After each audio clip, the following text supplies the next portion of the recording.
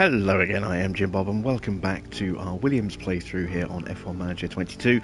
It's race 10 of the season 2 and we are heading to Silverstone for the British Grand Prix. What a result last time out. What a crazy weekend we had at Canada, but we came away with a very strong finish and it's left us 30 points off Ferrari at the top of the the team standings, the Constructors' Championship, and we have a 40-point lead for Pierre Gasly now at the top of the drivers' standings.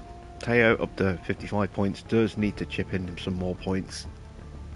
He is on borrowed time. I'm thinking that we need to go ahead and get a better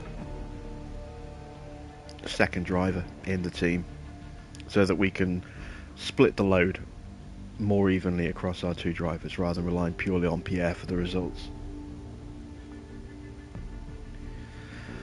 But hopefully, you know, he'll do a little bit better here at Silverstone. How you doing, Anthony? Mr. Water, Farah, good to see you guys. Sorry I wasn't streaming last night. I wasn't feeling too good, so it wasn't the right thing to do to try and stream in those circumstances, but hopefully tonight we'll be fine. I'm feeling a lot better today, so let's go ahead and have a look at our upcoming calendar. As you can see, we do have a new suspension design complete. I think we put that on the car last time out. Let me double check.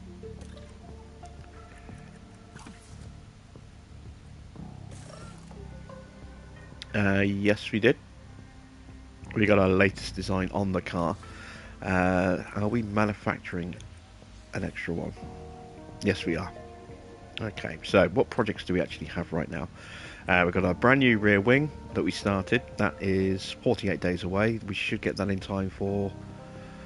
Was it Spa? I think we'll get that in time for. We've got 2 research projects underway as well. And...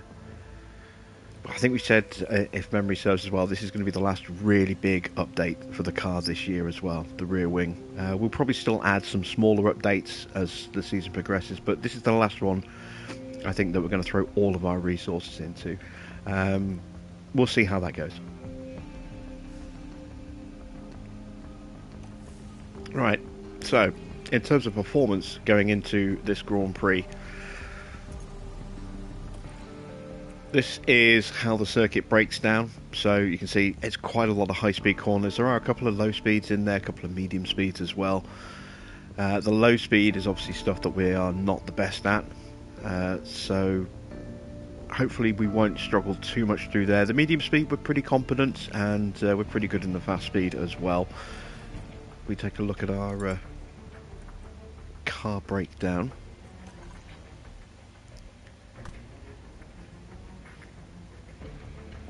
There you can see where we are in terms of our position on the grid. Not the fastest car, but we do have very strong medium speed performance and even stronger high speed performance. So I'm thinking we could do quite well at this circuit here.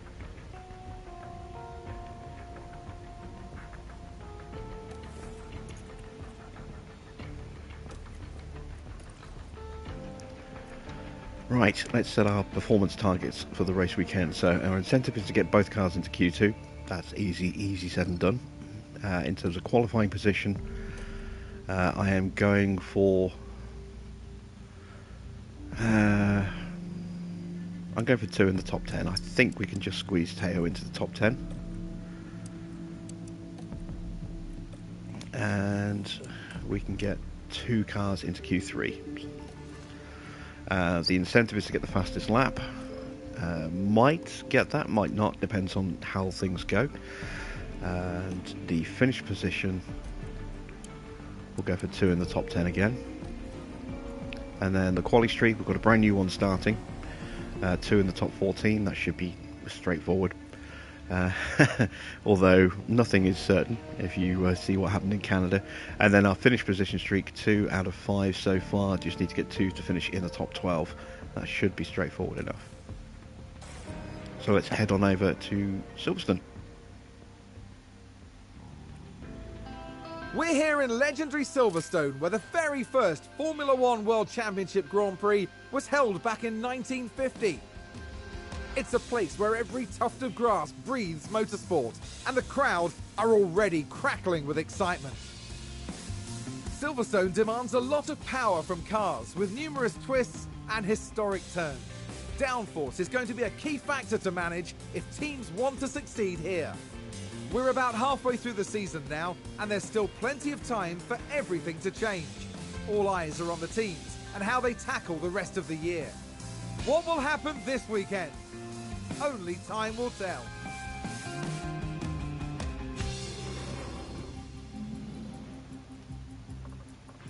Anthony says, I see Red Bull are going to talk to Sky next race, finish throwing their toys out the pram. Yeah, I'm not watching, I don't watch Sky, so I've not seen a lot of the stuff that's been talked about. I know that they've complained of unfair criticism and being singled out, and they chose not to speak to Sky as a matter of principle, just to make a point at the last race, but they did say at the time that it was just for that one race. So yeah, we'll see if there's any more fallout from that as the rest of the season continues, I suppose. As far as our season goes, we have heavy rain here on day one, which could affect both sessions or maybe just the one. So we're not going to put Logan in the car for the same reason as before. It can really mess up your runs when you have weather changing a lot. So I want to make sure both drivers are settled, especially considering this is our home Grand Prix. So let's go ahead and swap out the parts for the less well-used stuff. Go for the practice engine here. We've got lots and lots of engines for Teo's car.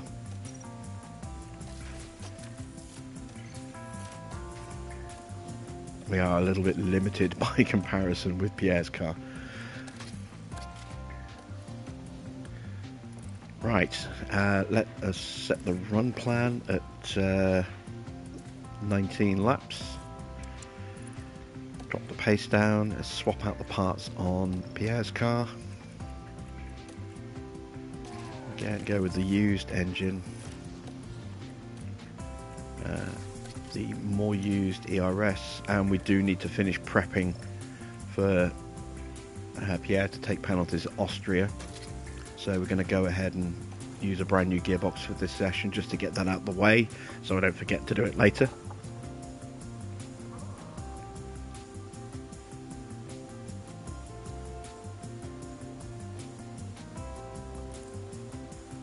And now it's time to sort the setups out. So let's start with the first car.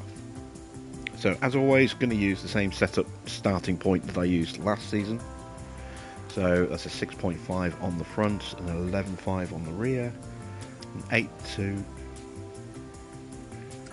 3.35, and a 0.7. And as for the second car, we're going to go with a 5.5, an 11.5, an 8.2, a minus 3.5, and a 0.7. There we go. So that's our two different setups. We need to set Pierre's run plan and pace settings. Let's do that now. And into practice we go. Radio check.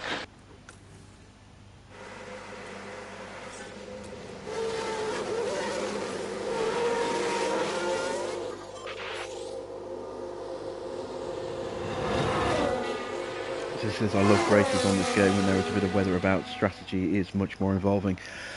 It's not just wet races. I mean, any race where there's a safety car or a VSC, an opportunity to make an adjustment to your pit strategy on the fly, and try and capitalise on getting either a free pit stop or a reduced time pit stop.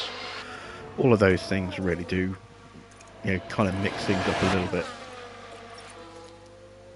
But sometimes as well, when you've got a car that's very evenly matched with the competition, even that can be quite an interesting race when it comes to strategy.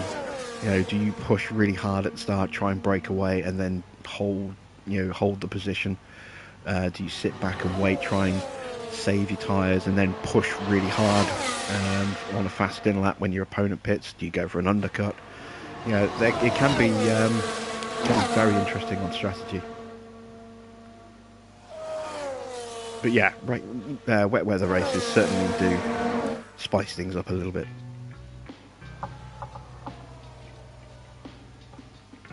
But I don't think we have weather for the race. I think it's just... Yeah, we'll have to check when we get back to the garage, but I think it's just for day one. I don't think there's weather on the next days.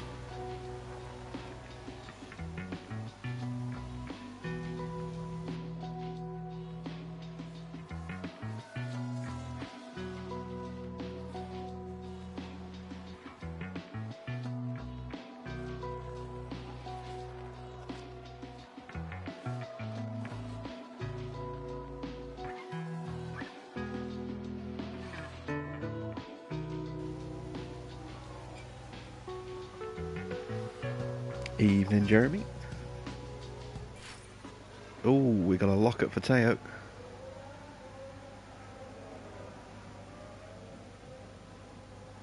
That could have been worse. We are running with slightly better brake cooling at this circuit thanks to our new suspension. So we should see a reduction in the impact of lockups. Hold the balance, please. In terms of how severe they are. Very, very nice job. Okay, happy with about that. 96% on Pierre's car, 93% on Teo's car, about, so a really strong start. Going to make a few little tweaks over the next couple of sessions to get them completely dialed in, but that's a really strong start for us.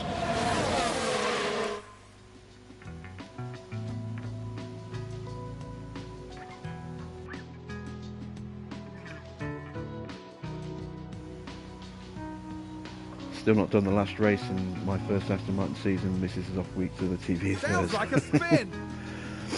Yep, got to give up those TV rights, I suppose. You'll get it done.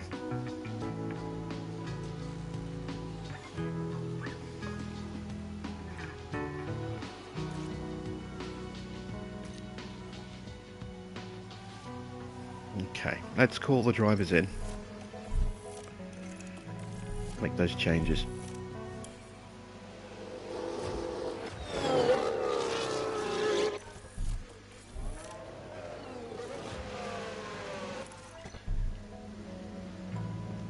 So, front and rear are both off ever so slightly. Let's go with a little bit less on the front wing angle. Bring it in line with the other car.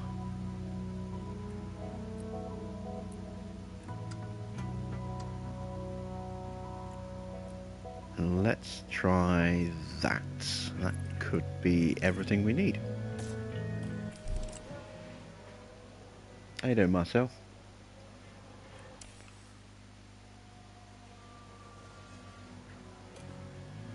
Okay, time to do Pierre's car. So the rear is fine.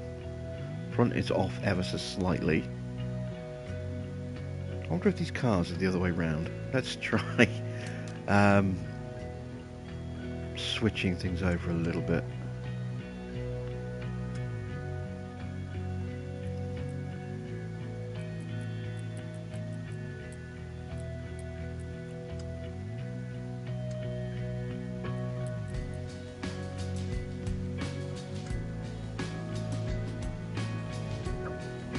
Yeah, let's try that. See, actually, I can try that. Let's see how that goes. That's gonna. Ooh, that's actually gonna break the rear wing slightly. Okay, let's pull that back ever so slightly.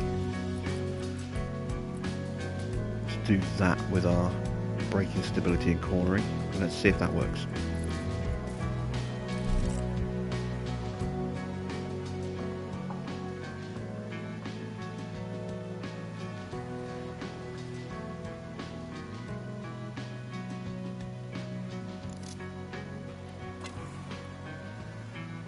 so Teo's back out on track. And there goes Pierre.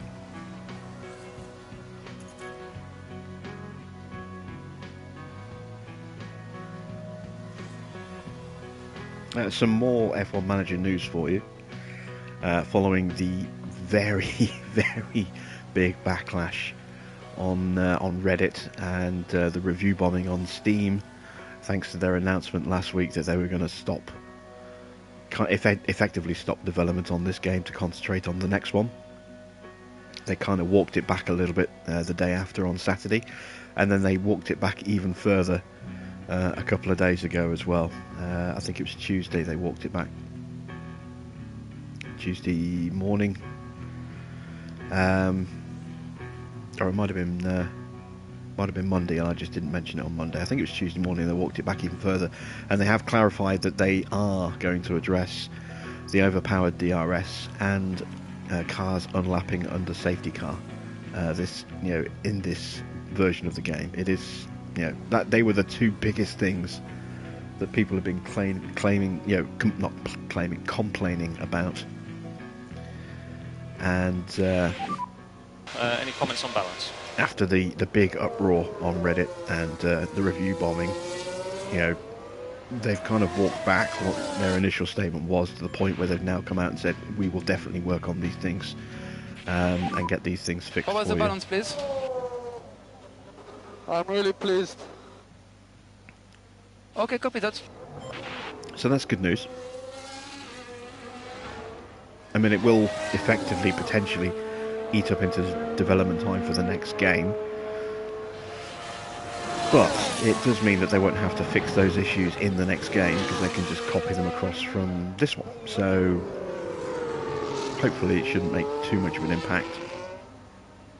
And it is good that they are definitely going to fix those issues. It's just a shame that,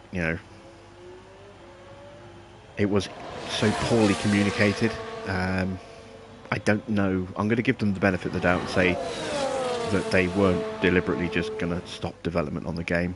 I think they were planning on working on some stuff in the background, while also working on the next version of the game. But it was very poorly communicated. Yeah, they should have done better on that respect. And if going forward it turns out that they were planning on just not fixing those issues in this game and just concentrating on the next one, then they were, Reddit was absolutely right to hold them to account for that, and that was a very bad idea on their part.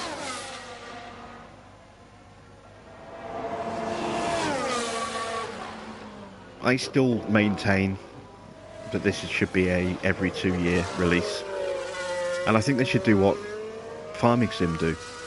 I think they should have a mid-cycle update for the following season. So 2022 would have a life of 2 years, and the next game would be 2024.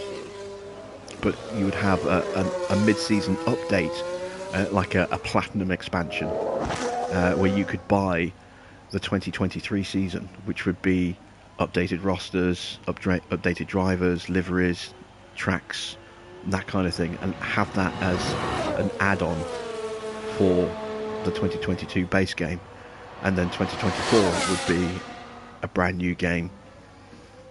I think that might be better, and I wouldn't have any problem paying a DLC price of, say, 20, maybe even £25 for for the next season being added into this game. I think that would be more preferable for me than a £50 game being released every year. It'd be interesting to see if that is something that they do ever take into consideration. I don't think they will. I think they're going down the annual release route. Such a problem. We'll see how it goes.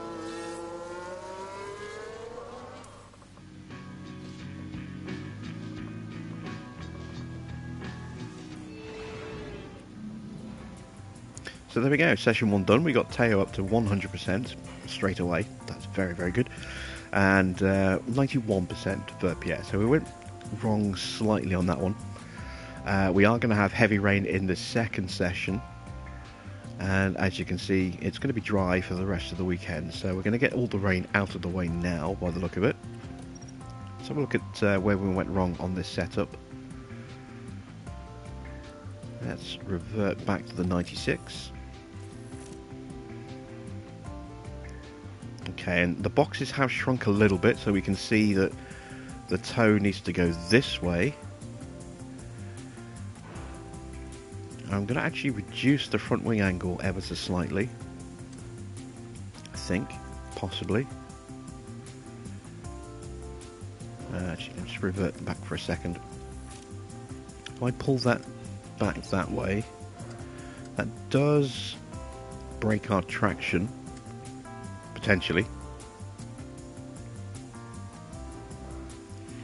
But it does give us a minor tweak to the front wing oversteer value. It also gives us the small tweaks we need to braking and cornering. So we'll try this and see if this works. If it doesn't, we've still got plenty of time to change it. Let's go up to an 18 lap run. And we're starting on dries, aren't we? So we're going to go with the medium tyre. Let's do the same with Teo. 18 laps. We obviously don't need to change this setup. And let's see how quick the rain turns up. Radio check. Radio check. Copy.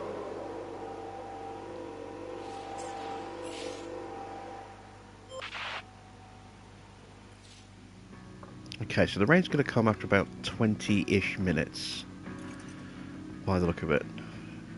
About 22 minutes the rain's going to start. It's going to get very wet, and then probably stay wet enough for full wets after that. So we'll get the first feedback runs done just as the weather is changing, I think, and then we'll make some tinkers as the worst of the weather hits, and then we should be fine to run full wets on the rest of the session after that. Farah says, watch the vid on ERS, have zero understanding on it beforehand. Am I close in thinking battery has 8 megajoules, which can be used up in 2 laps, but takes 4 laps to recharge? Not quite. A battery has 4 megajoules. So if we go here, pull up the information window, you can see there the total capacity of the battery is 4 megajoules. And then if you want to charge it up, then using the it takes about 3 laps, well, less than 3 laps, but it depends on the circuit, I think, as well. The basic neutral default there, as you can see, for this particular circuit is to use about 1.2 megajoules. Yeah, it's to run at a pretty balanced rate, so we can use up to actually I think it might be it might be an 8 megajoule battery, but you can use a maximum of 4 megajoules per lap. We've used 1.4 so far. We're on a neutral setting, so we shouldn't use more than 2 megajoules because the most we can harvest is 2 megajoules. The whole point of a neutral setting is that you have a net spend of 0 at the end of the lap. You use a little bit of battery, enough to cover what you would harvest back through braking. With deploy, this one has a different burn level. So there's the different levels, as you can see. So maximum energy used is 2 megajoules. Max energy stored is 2 megajoules because that's all you can harvest in one lap. So you have a net spend over that lap of 0. If you go to deploy, you'll use a maximum. You won't necessarily use all 4 megajoules, but you use a maximum of 4 megajoules. Again, this will vary depending on the circuit. And again, the maximum you can harvest per lap is 2 megajoules.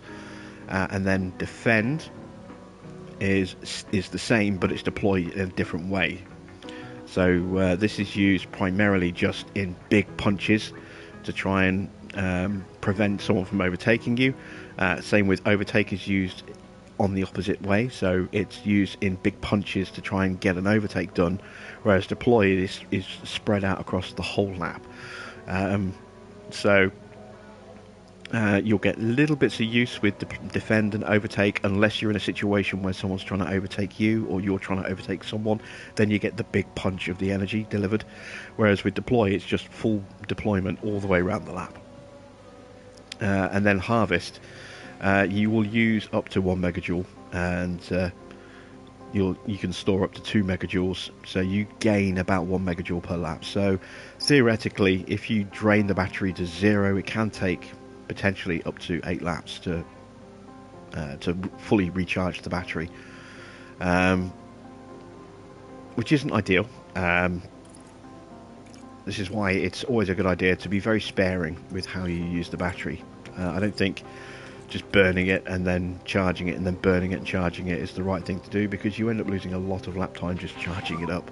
You have multiple laps where you're not getting that launch out of the corners, and in the acceleration zones where you really need it, so you can just bleed lap time, and if you're doing that over a number of laps, you can fall, a good several seconds behind the car that you're following. So I always try and use my batteries a bit more strategically. If I'm trying to break away and get out of and break a DRS detection, then obviously I'm going to go on full deploy for that. I'll try and use overtake if all I want to do is just force my way past the car, and I'm not trying to punch a big hole or create a really fast lap.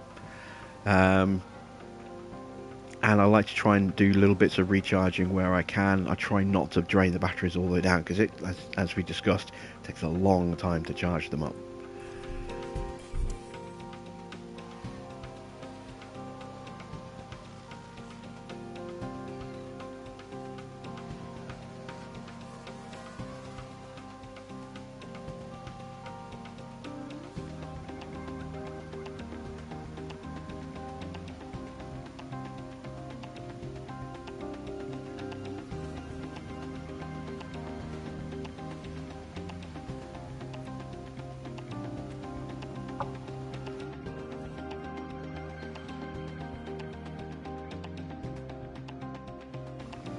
I hope that answers your question and hasn't muddied the waters a little bit.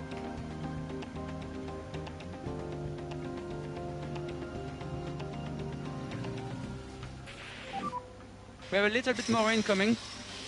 Okay. That's the warning for the rain, which is due to hit in about 5 minutes in game. I'm hoping we'll have our feedback done by then.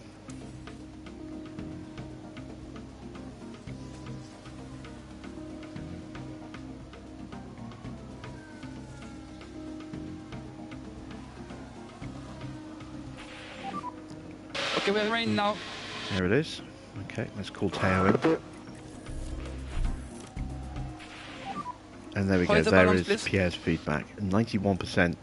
So Very, very nice job. no change. I think we were at 91% last time. Let's call him in.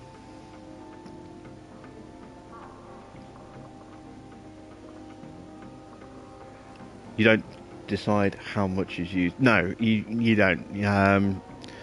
It's automatic based on what mode you've chosen. But obviously you can change those modes at any point whenever you feel like, and as often as you feel like as well. So I see a lot of people say that recharge is useless because once your battery hits 2 megajoules of full, you can't gain any more, so it's pointless using recharge. The whole point of using recharge is that it reduces the maximum battery spend to 1 megajoule as opposed to 2, so that you will always end up with a net profit of energy saved at the end of the lap. But you lose time as a result of doing that. So draining the battery isn't something that you want to do very often, unless you've got a car that is capable of staying comfortably clear long enough for you to recharge your battery. A good way to do that is to just get into someone's DRS and then just try and use their DRS to keep you at the right pace while you're recharging. Yeah, in the box. Okay, copy that.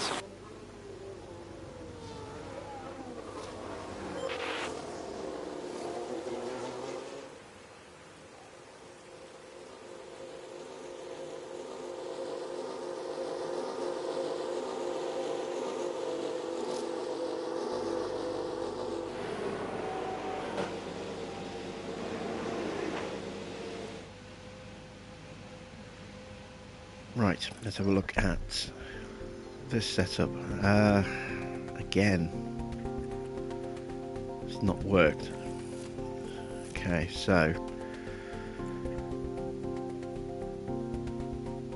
what we need to do is correct that way and then try and use this to further develop that change.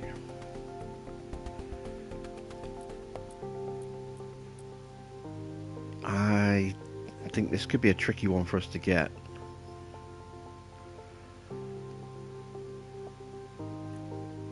If I do that again, that's going to affect that again. If I then do that, that goes back to where we were effectively.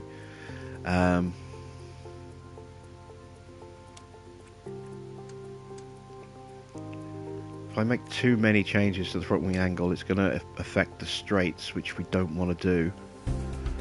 So I think that's the best we can do, really, without messing everything up. So we'll give this a go. Let's throw on some wets. Let's send Teo out now.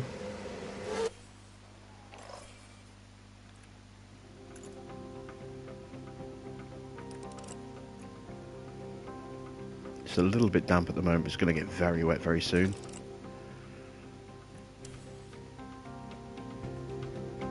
And there we go, it's now very wet.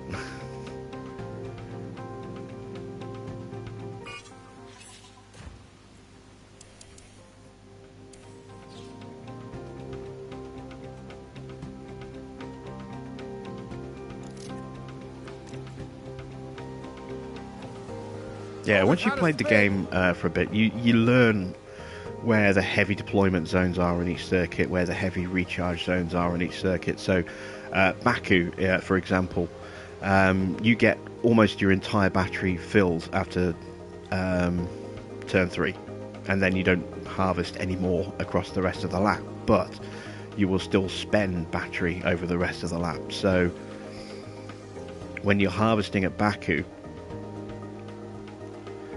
you want to make sure that, you know, oh no, they've hit each other. That is the worst thing that could possibly happen. We can take a look now. Now look at this. It's Pierre Gasly.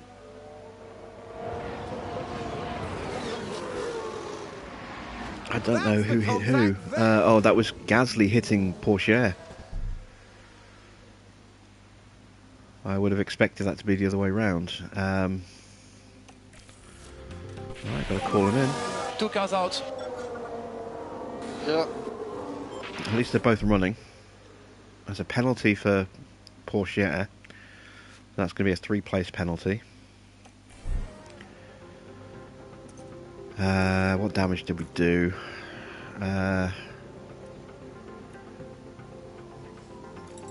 Did we do any damage to the engine components? Don't think so.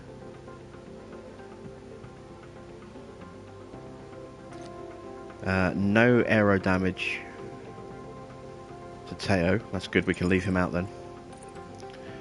And just front wing damage for Pierre. So he's going to do a lap with a broken wing, and then we can change that at the end of the lap.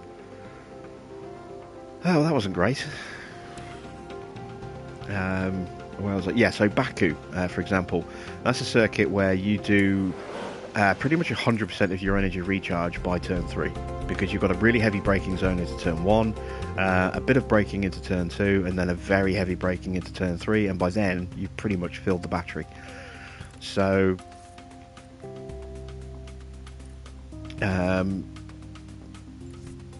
knowing when to recharge and where to recharge comes to you the more you race on specific circuits. So you know where you need to have, you know, a good amount of energy to be able to make that deployment.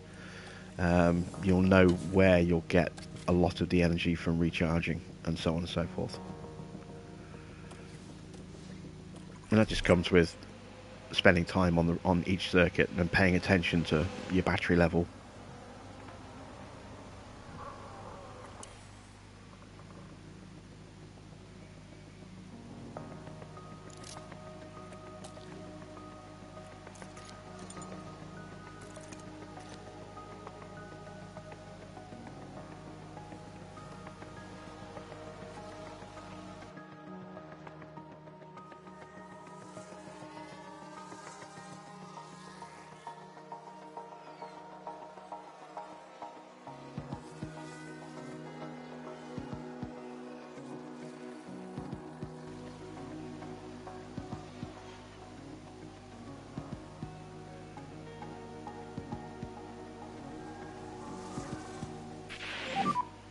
was the balance, please? Well, at least we nailed the setup. You can see we got that to 100%. Okay, understood. Just very slow knowledge gain in this session, at least in the second half of the run, for both drivers because of that incident.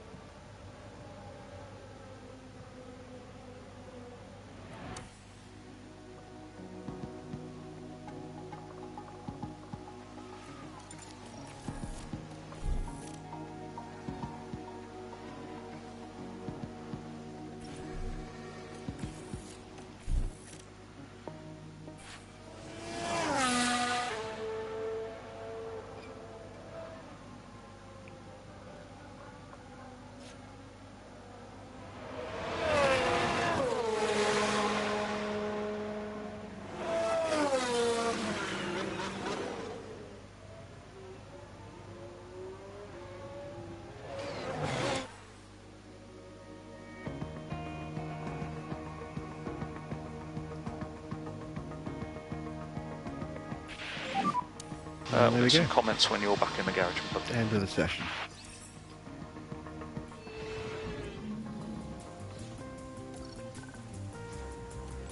So, with Pierre getting a penalty, Thank you for joining us here today. Once practice is over, qualifying will be underway, and then the fight for pole begins. By the end of the day, we'll know who's leading at the front, who's packing out the midfield, and who's bringing up the rear. All 20 drivers competing will be pushing their cars to the limit, pushing themselves to the limit too. But if they can push beyond those limits, well, the very best find themselves mounting a challenge for the championship. Strap yourselves in. This is Formula One.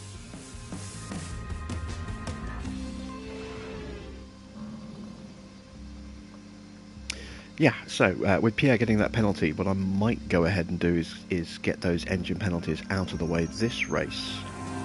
We'll see how qualifying goes. We've still got another practice session to go first, but yeah, we may possibly try and get ahead of the penalties, seeing as we're taking one already this weekend. And that way we don't have to take a penalty here and another penalty at Austria tomorrow. It just means that this is going to push him to the back of the grid, and this isn't the easiest track to hunt down the AI on.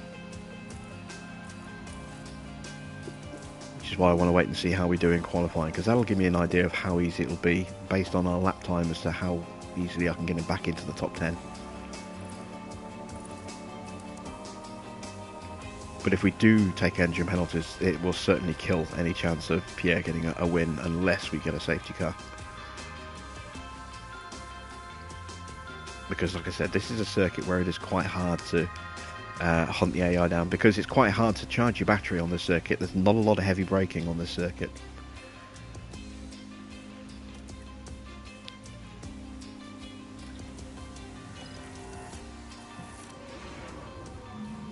How you doing, Radio Tracker? check, can you hear me? Radio check, okay. Radio check, okay.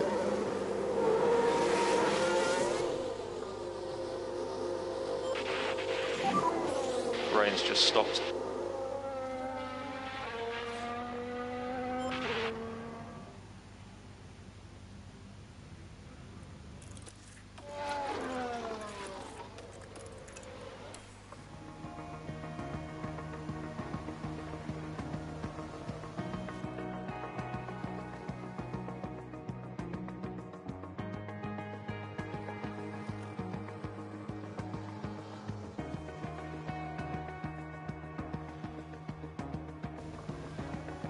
Yeah, I don't consider myself an expert in this game by any stretch of the imagination, but I do feel I'm pretty competent at it. You know, I've got a pretty good handle on the way it works, and I can usually pick out good strategy. We're not immune to mistakes. You've seen we've made some, you know, across our run so far, but I do have, you know, useful hints and tips that I can pass out to people. So if you do ever have questions, please do feel free to ask. Practice sessions is the perfect time for us to sort of discuss that, because we're just sitting here like this, not really doing anything. So I'm always happy to go through things like that, and then we can concentrate more on the race as it happens. Obviously, I'll answer any question whenever it comes up, but we'll use these practice sessions as a schooling session as well.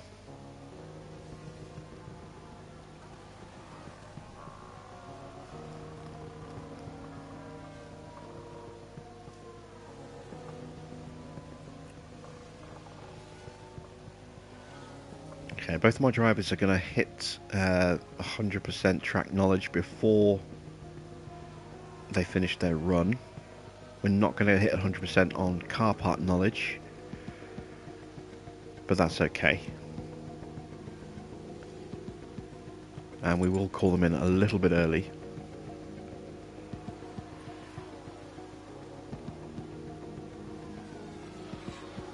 So let's call in Teo now. He's done half of the session, which means he'll get the full points allocation at the end of the weekend. And that's Pierre up to 100, so we'll call him in as well. And now we can just save a little bit of wear on the car without unnecessarily running it just to try and chase an extra 1 or 2% on our car part knowledge, because that takes a long time to fill up.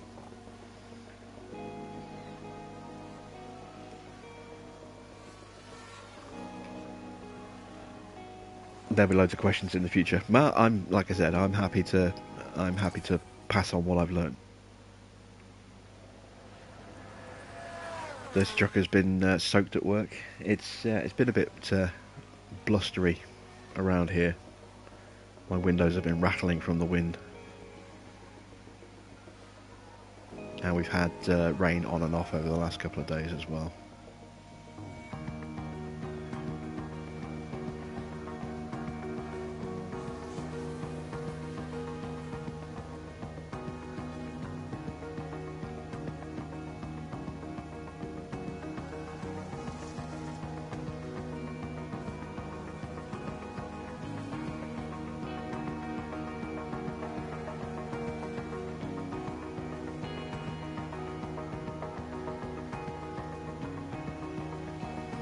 Okay, looking at the leaderboards, the McLarens are looking pretty tasty.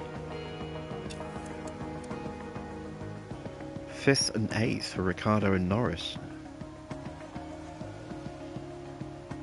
I mean, this is still practice, it's not quali, so we don't know the true pace of the cars yet, but yeah, McLaren looking like they might have brought a useful update here.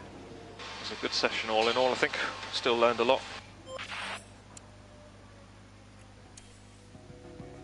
And looking at this leaderboard here, looks like Alpine are going to be knocking on, are going to be struggling to knock onto the top 10.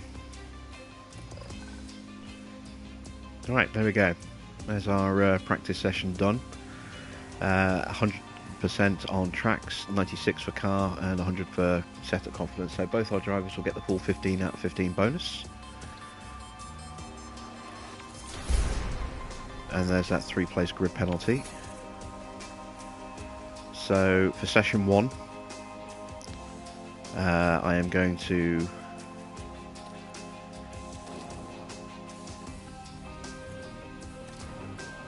let's see which engine we've got. 99, 99 and 96. We'll go with this engine. We'll go with that ERS module and that gearbox. So yeah, with Pierre, for this first session, we're going to run with this engine.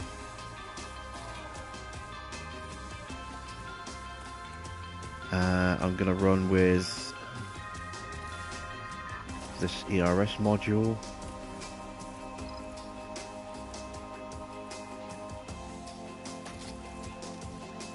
And I'm going to run with that gearbox. We'll see how we do pace-wise on this first flying lap, and that'll give me an idea as to whether or not we're going to have enough pace to start making our way back through the field. So we may take engine penalties for Pierre this weekend.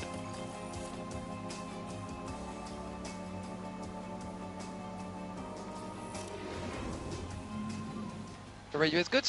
You can hear me, yeah? Radio check, okay.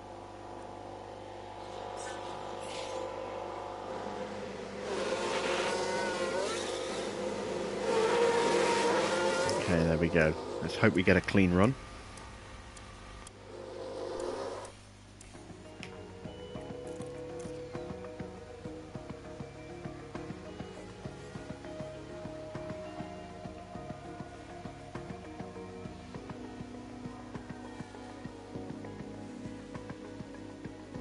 Now Leclerc is going to get in the way, if we, depending on where we catch him.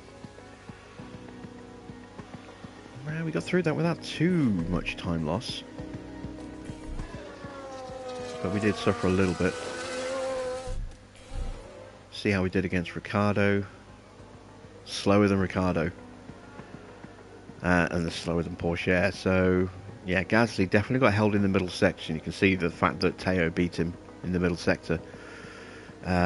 Was the only sector he went purple in, compared to Gasly going purple first and third, and he ended up nearly 6 tenths behind Porsche. Means Gasly got held up pretty badly on that lap, which doesn't really help me try and figure out where his pace is. I will go for a second run with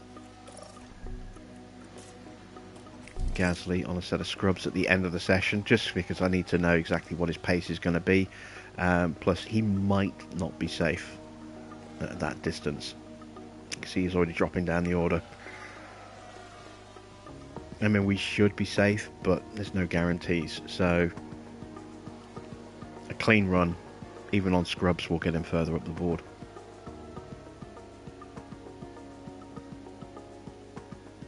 And he's usually a good 2 or 3 tenths faster than Teo. So, given where Teo is, we can kind of guesstimate that he's going to be around 4th on the grid. Maybe a 10th or 2 off Sainz in that kind of ballpark.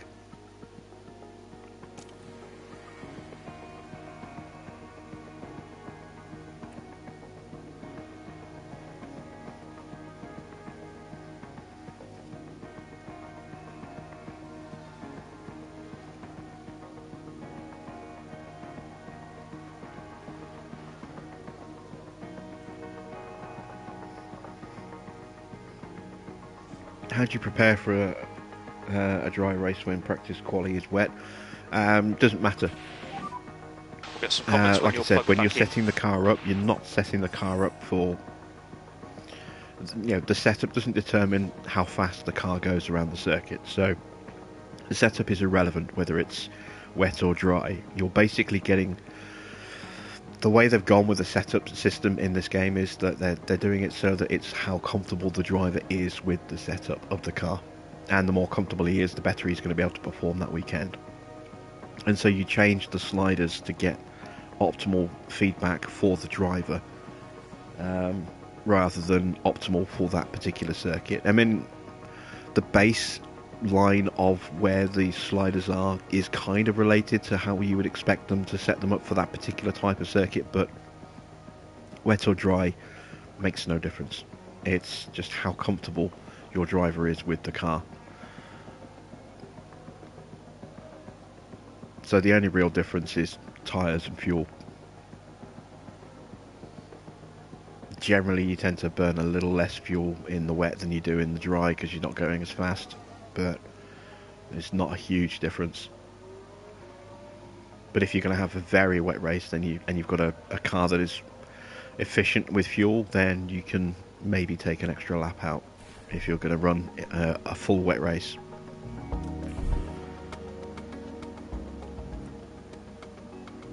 Yeah, again, it depends on the circuit. Some circuits are very different in terms of their fuel burn. For some reason, I mean, I've just finished COTA earlier on tonight on my Mercedes file, where I'm trying to make Schumacher the world champion. It's not going to happen for a couple of seasons, I don't think, but and there we go. So we were a 10th off Verstappen on scrubs.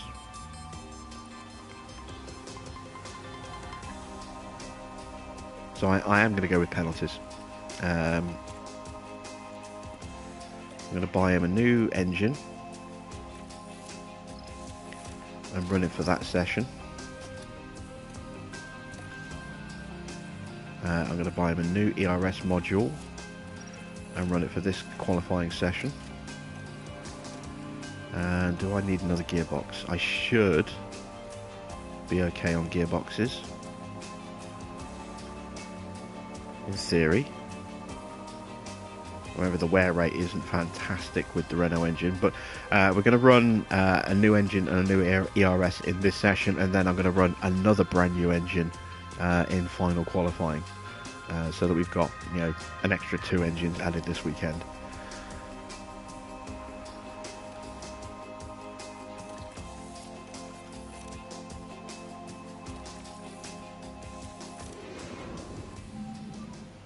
Radio check, radio check. And I forgot to do that earlier for my banker lap. Throw on scrubs. There we go. So yeah, as I was saying, on some circuits the fuel burn is very, very different. I don't know if it was just because of the Mercedes that I was running, or if it's in that circuit in specifically. I'll be able to pay more attention when we get there in this car. But I noticed that the fuel burn at Hungary is really low, so I gained a lot of fuel over the course of the race. I could probably have taken 2 laps of fuel out on that race at the start and still had positive fuel at the end. Whereas other races, you know, you go, oh wow, I saved so much fuel in that race, and then you take fuel out in the next race, and then it's the characteristics of the track are different, and you don't gain anywhere near as much fuel as you thought you were going to, and then you have to run in a low fuel mode setting just to recover some of that extra fuel. You know, it's like the fuel burn off is very, very slow on some circuits and very, very high on other circuits. Again, that's the kind of thing you pick up the more you pay attention to your fuel loads as the race goes on, you know, and you work your way through the seasons.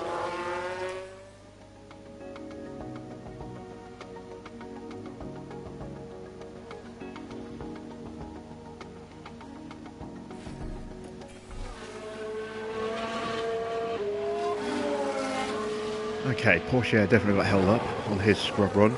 Gasly got a clean run by the look of it. Could have been a bit faster. But, you know, these are banker times that we put down at the start of the session anyway. We don't really set our proper lap times until the end of the session, when we put on a set of new tyres.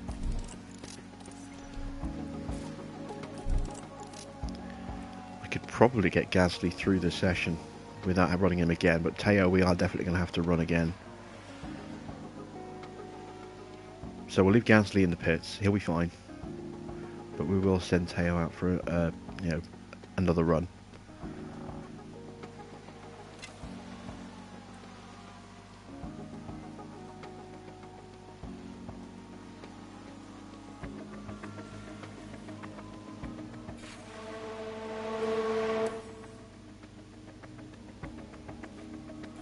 There we go.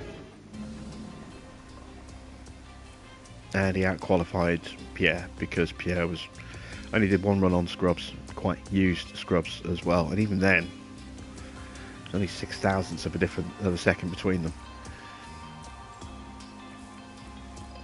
So let's go ahead and get that extra engine.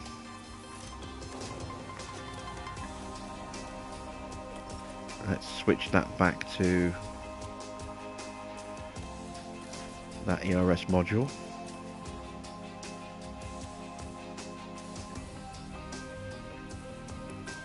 And we're just going to do 1 run.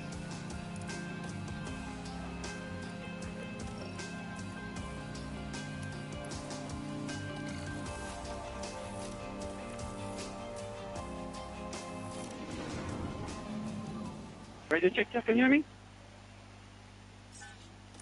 Radio check, okay. Radio check, okay.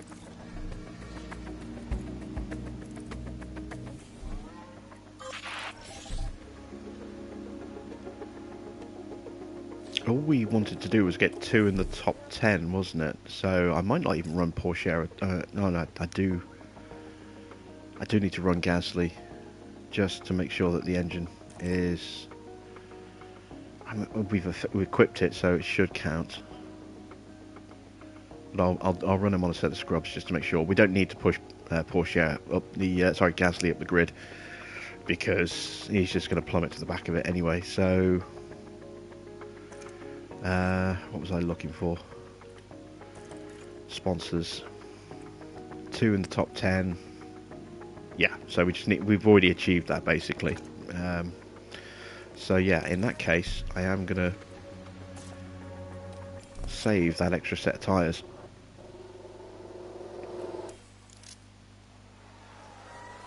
There is no point wasting a set of brand new slicks on a qualifying run that is immediately going to get sent back down the grid again.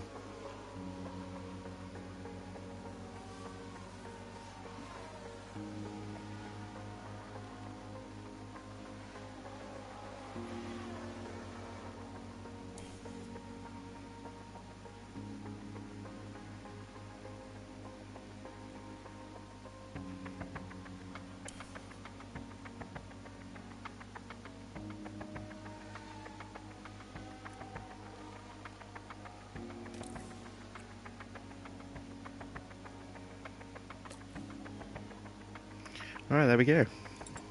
Drivers are out.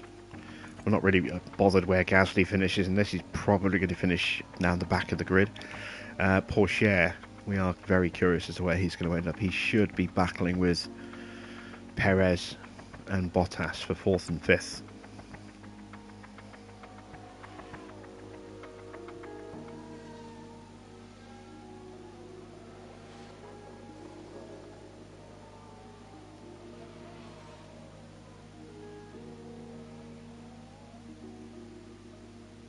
If Gasly out-qualifies Porsche here, that will just be a further indictment on Porsche's chances to stay in the team.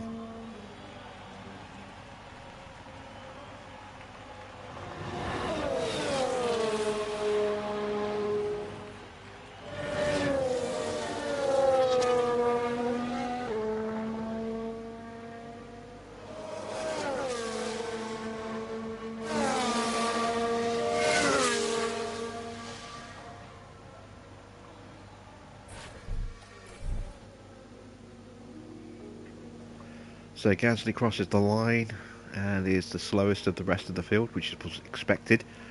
Where is Teo going to end up?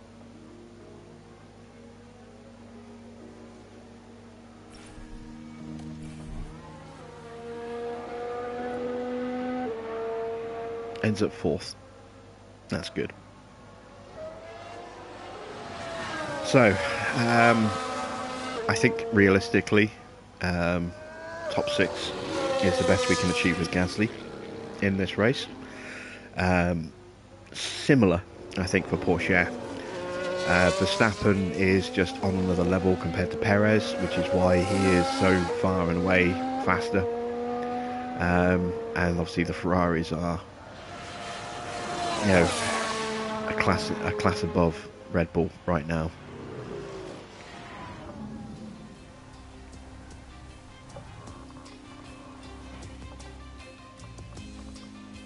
Question: why in practice, if it starts off dry then it goes to wet, do you still lose 2 sets of dry tyres? It's just the way it goes. I mean, I think you only hand back wet tyres if you use multiple sets of wet tyres.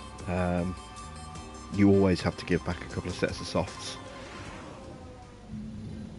Race day has arrived and the time has come for these drivers.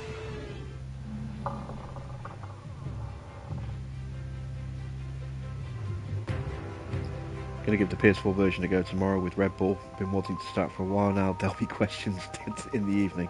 Fair enough. Right, strategy time. So, Gasly starting in 20th. Teo up to 4th. We're going to go with a 1-stop.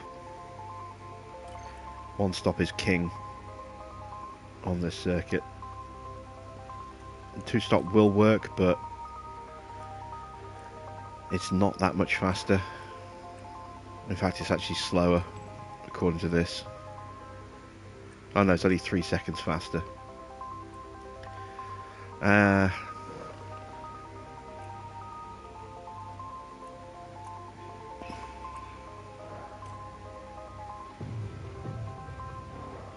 I'm going to start with a one-stop.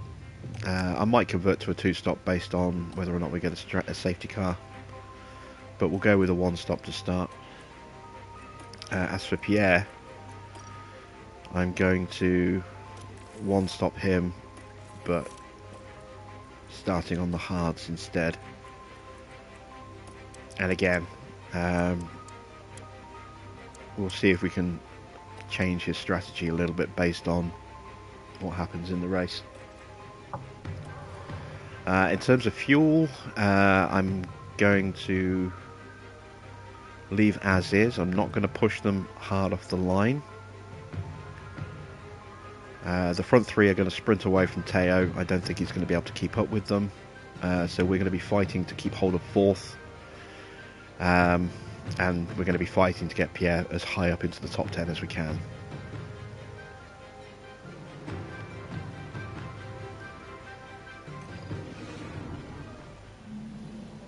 The drivers have now taken position on the grid, and it's looking like a cloudy day. Here's Williams. They might not be in the top 3 spots, but things could change fast once the race gets underway. Next for the team, it's Pierre Gasly. With their starting position in the back 10, they'll have their work cut out for them. And we're just moments away now. I forgot to take the brand new engine out of Anticipation is high, Pierre's car. and the drivers are ready for this. That full power The British to Grand make his way Prix. back through the grid. And it's lights out, and away we go. So we start off, we're going to watch Teo off the line, just to see how well he can hold on. Let's have a look at tyres. Everyone on mediums except for Albon, Tsunoda and Gasly.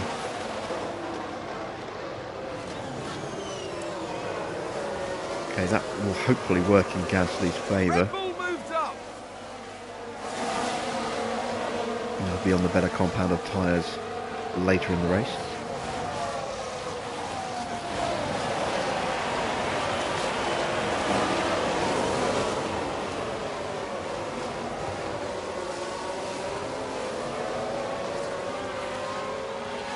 And a new position, just gained by Williams.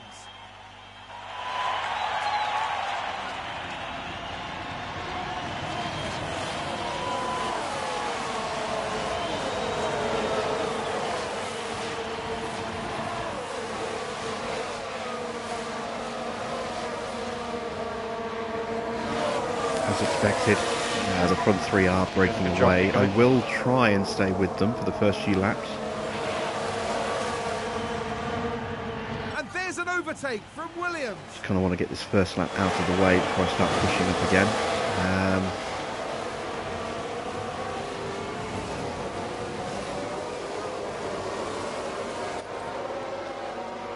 Okay, let's go into some deployments.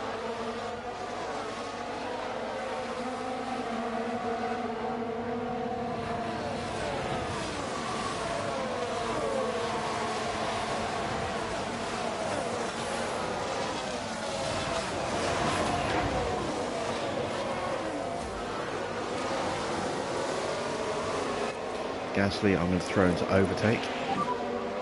Overtake available. Copy.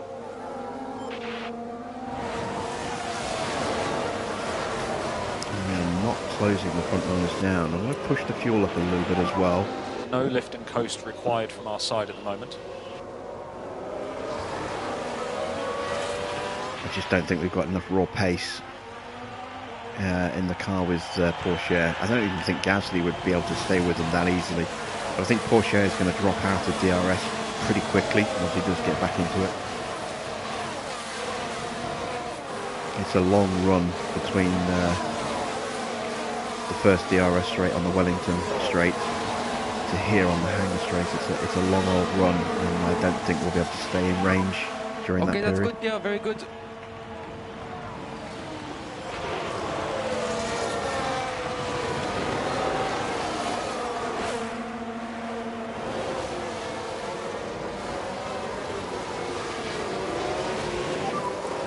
Good job, Pierre.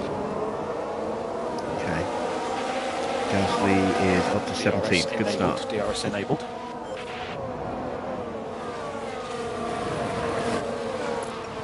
Let's go into neutral, calm things down. Can we do lift and coast? Let's see if we can stay with these guys. We have broken Russell, so we will pull away from him. At least while we're on the back of the front three.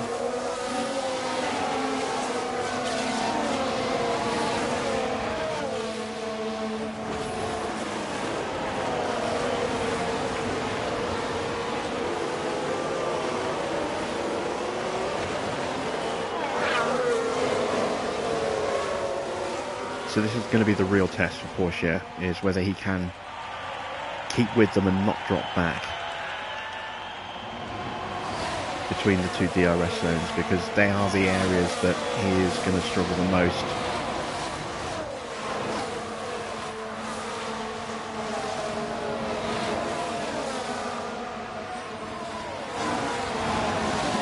I think we might be okay on that stretch that we've just done, but I'm a little less convinced about the run from here to the Wellington Straight, because this is where the low speed stuff comes into play,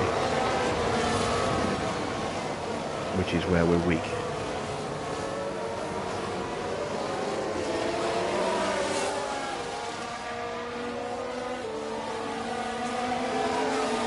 Looks like he's going to be able to hang with them so far. This is encouraging.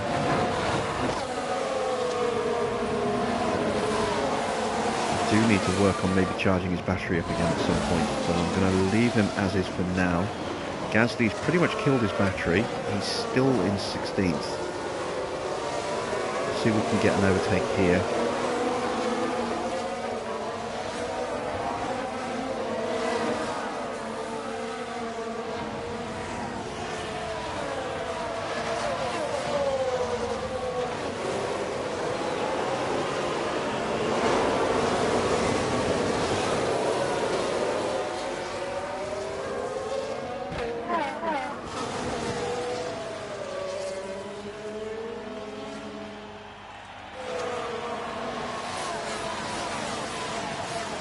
We can get a good run through Maggots Beckett's onto the Hangar Straight. We might be able to get an overtake done there.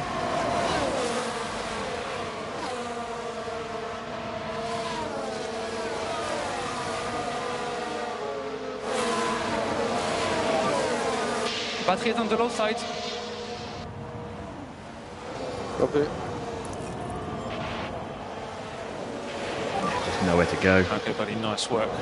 Norris blocking the way there, unfortunately, so we'll just have to Okay, buddy, no worries. sit behind them. I'm going to start recharging his battery. This will leave us vulnerable to Zhou, who's on the better tyres.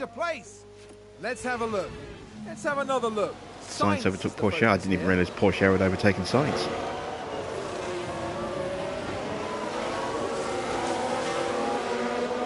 A bold move indeed, and with that, they've gained a position. That sounds like someone's gone wide there. Charge on for now. Okay. And here's where you can see how you can lose time just charging up. We lost half a second on one straight because we didn't have the battery to help us out of the final turn onto the Hamilton Straight there. Yellow flag up ahead. What's that for? A spin from Schumacher. Let's take a closer look. Let's have a look here. This was the He's already dropped himself all the way down the field somehow, and now he drops even further back. He's not having a good race.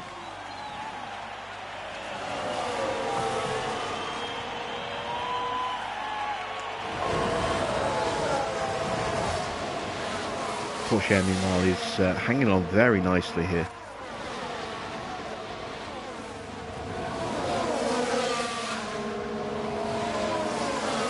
He's doing a lot better than I thought he would. I honestly thought he'd have been dropped by now. But he's still there. He's still hanging on. I'm very encouraged by that.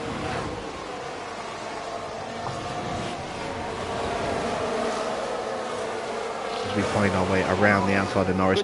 This just goes to show how meaningless times are in practice, because it looked like McLaren were looking quite strong here in gained by practice, and here they are in the race. Ricardo in 11th, Norris all the way down in 16th now, just doesn't look to have any pace, even though he's on faster tyres than us and Albon.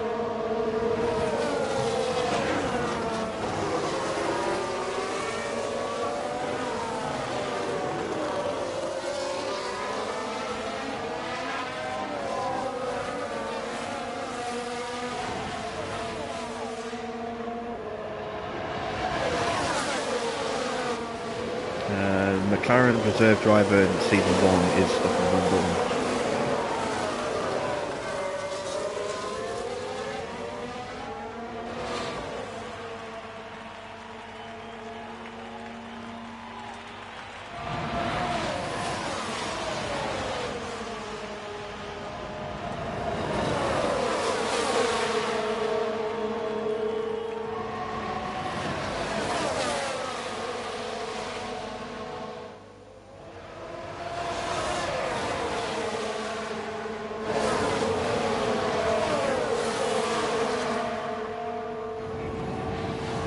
So we're going to get the pass done here with DRS.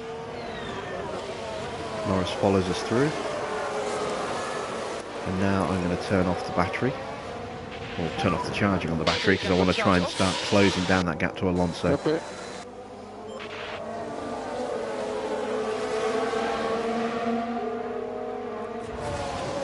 Let's check back in with Teo, who's doing a really solid job here at the front.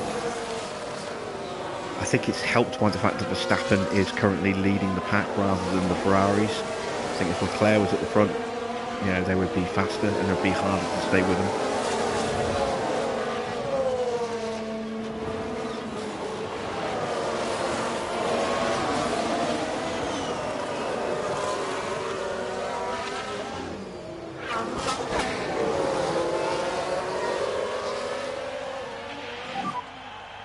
Okay, keep it clean. Focus on the pace.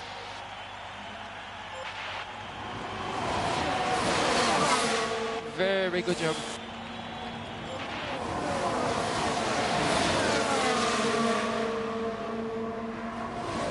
And there's an overtake from Williams. Am I pushing at all with him? No, you can see here, look, he used some battery to get onto the back of them, and then since then we got him down at normal pace, so he's not using his battery, he's on neutral, he's on standard fuel burn, and he's on standard tyre pace. Looks like the car is working really well. He's performing a lot better than I thought he would, given how far off in quali he was. Unfortunately, Gasly is not closing in on the group in front of him yet. Let's see, that group goes 1, 2, 3, 4, 5, 6, 7, 8, 9. That's the reason why. That gaggle of cars is stuck behind Perez and Russell and Bottas, all swapping positions at the front.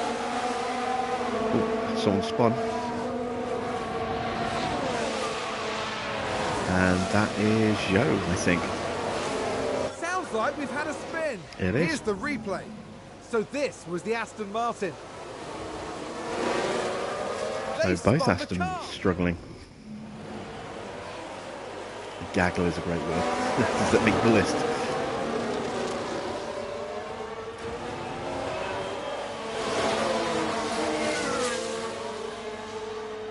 Okay, we have made some ground as a result of that weird kind of swapping going on at the front there with Bottas, Perez, and what's happened to Russell? Russell's dropped all the way down to 11th. He must have had a really bad exit out of the corner to have dropped that far down. But that little bit of infighting at the top there slowed the whole pack down, so we have pulled up a little bit of time, and you can see that we are dragging Norris and Albon along with us. So we've broken those away from Tsunoda, Stroll and the two Astons.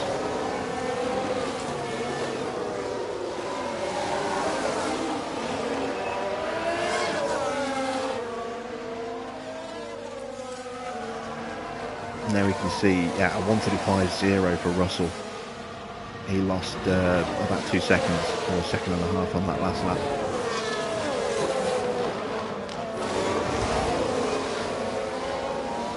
Ah, 2.5 seconds, not 1.5.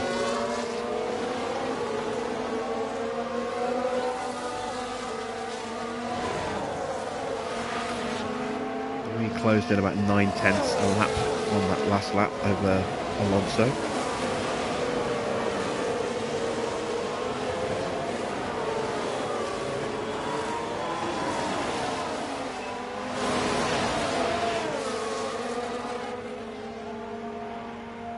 I'd like to push Gasly, but I don't really have the batteries do. I do have a little bit of fuel to play with, so let's turn the fuel burn up a little bit. Yeah, copy.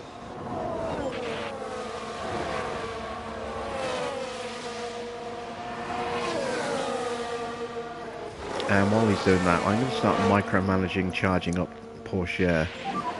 Recharge on.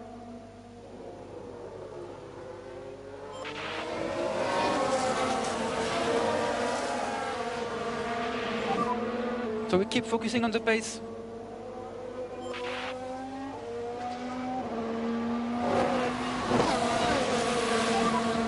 Very good. Okay, Gasly has already caught and passed somebody. Was that just Norris that he was fighting And a with? new position, Yeah, just it was gained Norris. by Williams.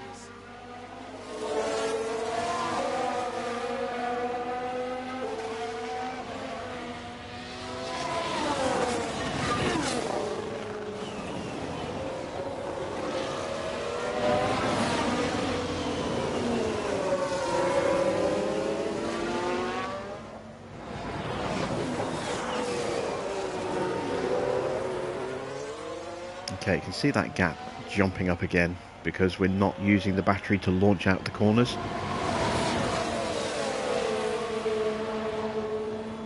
So you can see we're losing tenths in quick succession there.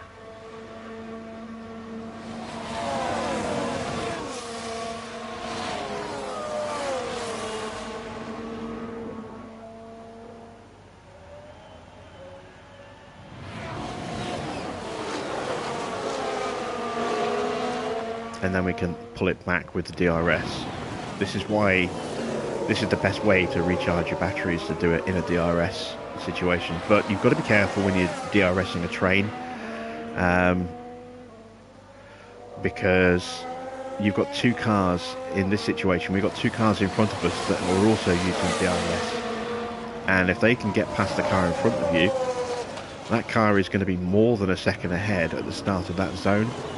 And by the end of that zone, if both of those two cars in front get ahead, then you're chasing a car that is now outside of your DRS range, and you haven't really been able to close up enough on it. Go recharge off when you're ready. You also have to pay attention to who's leading the train when you're trying to charge on the back of a train, because some cars are faster than others, and if you've got someone who's faster at the front, it's harder to stay with the train when you're charging. So it's picking the right moments. You can see here we're on the verge of getting knocked out the train here. I think we might just have lost it. So I might have to now spend battery to get back in again. And yeah, we did. We lost the train. I'm going to try, oops, and just use fuel. No lift and coast required. Actually, no, I'm going to use battery for this one corner.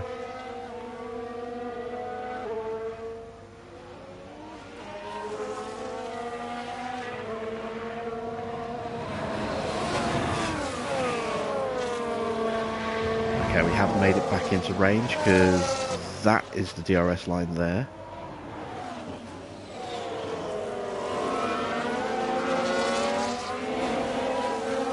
And the activation point is that line.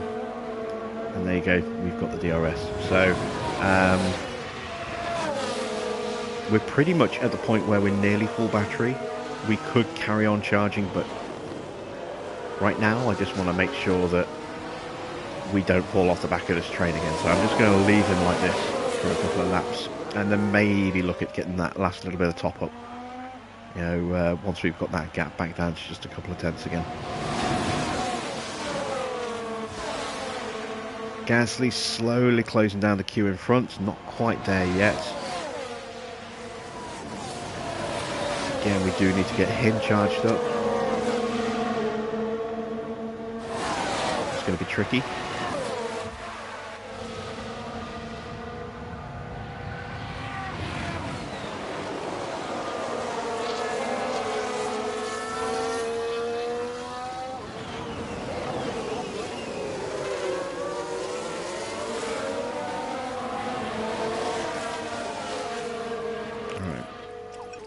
Let's leave Porsche out alone for a bit. Let's focus on getting Gasly charged back up now we're in range. And that's the fastest lap for Porsche. Charge on. Yeah.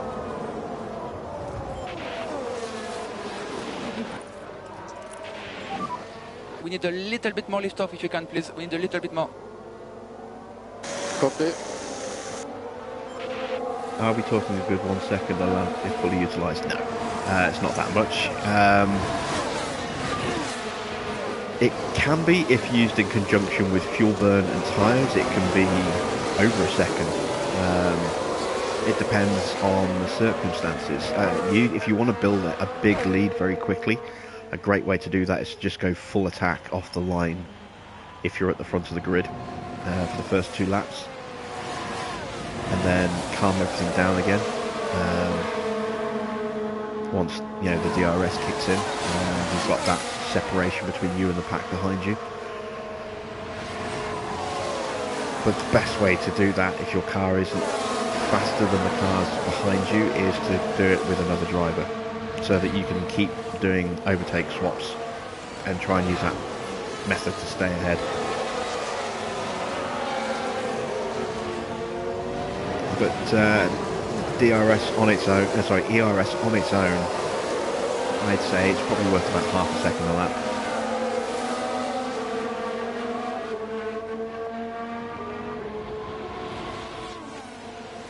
But it depends. Again, it depends on who you're using it, who you're trying to chase down. You're trying to chase down cars in front that are very, very quick, or you're trying to just use it to pull away or get past cars that are slower than you. You're going to get more of a noticeable difference if you're overtaking slower cars, but that's conflated by the fact that you have more natural pace than them, and as soon as you get past them, you can use that pace, whereas you can't when you're stuck behind them. So yeah, I would say it's probably about half a second.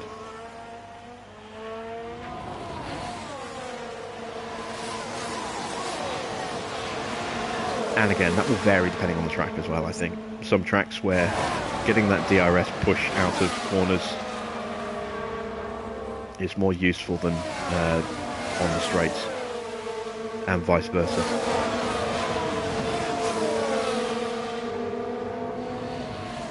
Porsche seems a different driver in this race. He must know his time is nearly up and he's doing all he can to impress me. Well, it might just be that he's got a better engine, which is why he's able to stay with them. Make no mistake, if he was out of DRS range, he would start dropping back quite quickly. But he's able to stay with them because he's in the DRS. When it gets to pit stops, there's a very good chance that he might get dropped when it comes round to pitting at the right time. And if that happens, it's going to be very hard to get him back up there again. But while he's there, he's been able to open up a 9-second gap to the queue that we're in right now.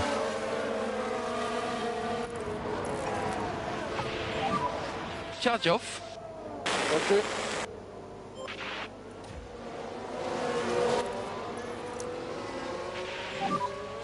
Okay, recharge on.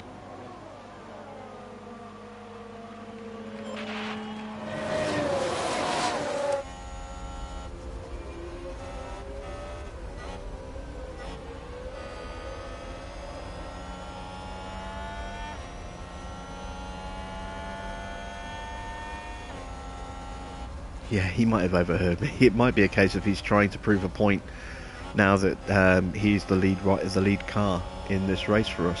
You know, Gasly's down in 14th. He's 10 places higher up the field, so maybe he's taking that responsibility on his shoulders to show that he can be the lead driver.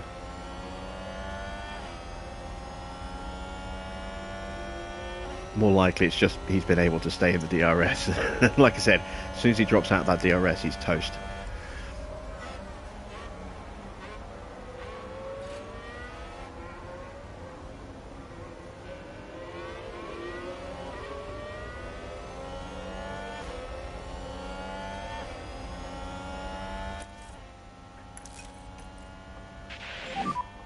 Recharge off.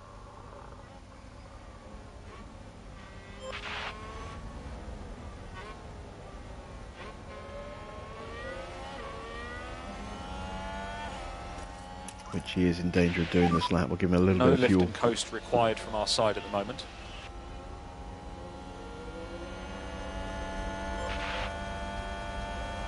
Come on, make it, make it, make it. Ah, damn it, he dropped out.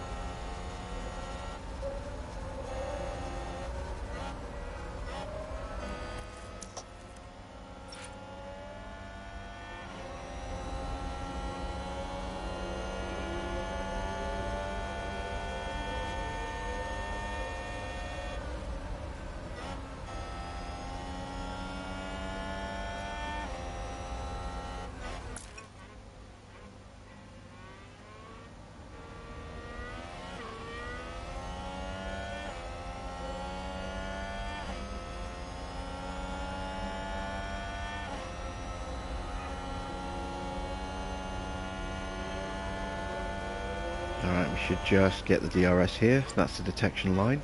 We're in. Let's just keep an eye on this for a second. We might risk dropping out again.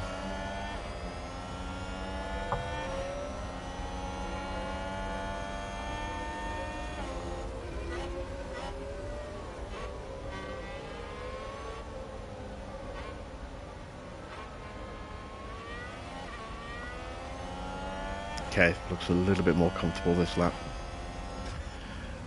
Let's look at trying to make a move up the order again.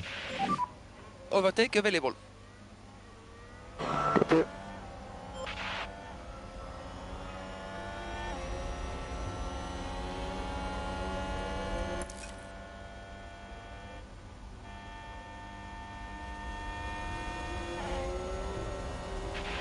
Okay, that's one. Good job.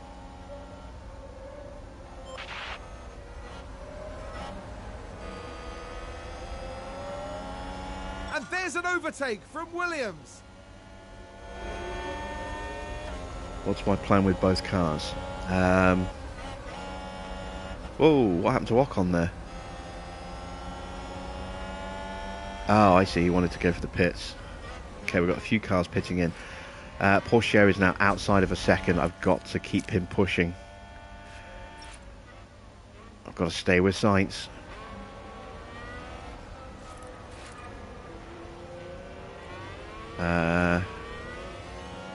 That's an early pit stop. They must be two-stopping. When you say what's my plan with both cars, do you mean what, in this race? In what context is what's my plan?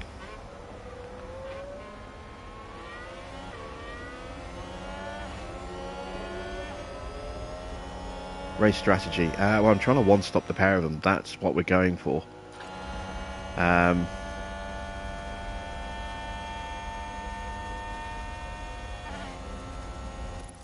Porsche, I'm trying to one-stop so he can keep pace with the front runners, and then he's going to lose ground over pits. So I'm hoping that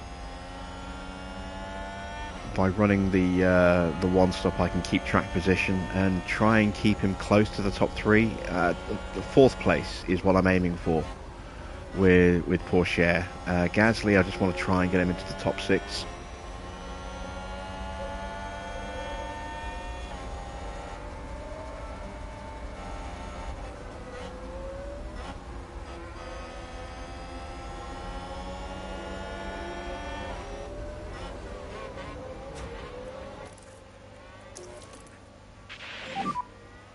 Overtake available. And again, we're going to try and do the one stop to try and gain position on the track. This might be a bit trickier to do, but we are starting on the hards, so we can run long, and then we can try and maximise the mediums in the second half of the race. So I haven't really pushed the tyres, because I want them to last. You know, if I was running a two-stop race, then I would have been pushing the tyres more.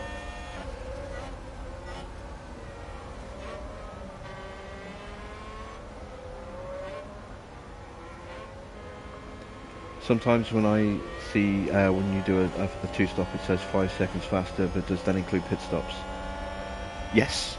Yeah, I mean, it's predicted race strategy, but I mean, that's just a straight run of, if you were to run around the track on your own at standard lap times, how long it would take you to do the race distance on a one-stop versus a two-stop. Nicely done. Obviously, that will vary depending on which tyre compound you're selecting, etc., etc., etc. You're doing a good job.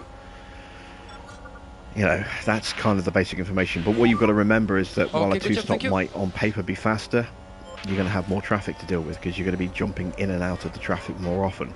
You know, you're going to make some progress, and then you're going to pit and drop yourself back into traffic, and then you're going to push forward, make another pit, drop back into traffic again, and you can get held up. You know, if you get lapped, it destroys that any chance you've got, you know, of good lap pace, and so on and so forth. So yeah, it is a predicted race time, but it's conditional on optimal running conditions. You know, it's based on assuming that if you just stay at standard pace all the way through, that's what you'll achieve. If you get tucked in behind a slower car and it takes you 3 or 4 laps to get past that car, that's 3 or 4 laps when you could be lapping anything up to 2 seconds a lap slower. So just because on paper it says the two-stop is faster, you have to take into account the circuit and how good your car is and how good your drivers are at getting the most out of the car to determine whether or not it is actually the right thing to do. Like Monaco, for example, a two-stop on paper might be faster, Head down. but you're going to be in so much traffic, it's not necessarily the right way to go. It depends on your car, and it depends on your drivers.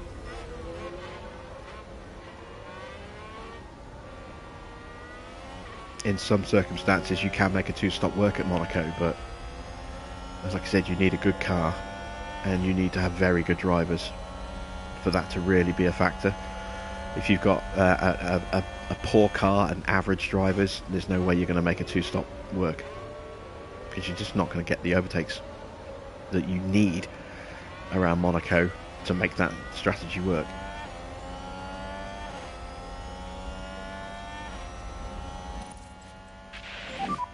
Good job.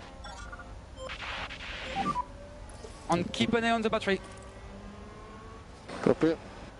Okay, so we've pretty much killed Okay, charge on. the battery for Pierre. We've got him up to 5th on track at the moment, Can we do lift and coast? but we are out of sequence. The guys in front, I don't know if they've pitted yet, actually. I don't think they have. No, they haven't. But a lot of the guys that were in front of us have pitted, so you can see there's a lot of guys now on new hards. They will start coming back at us as our tyres wear.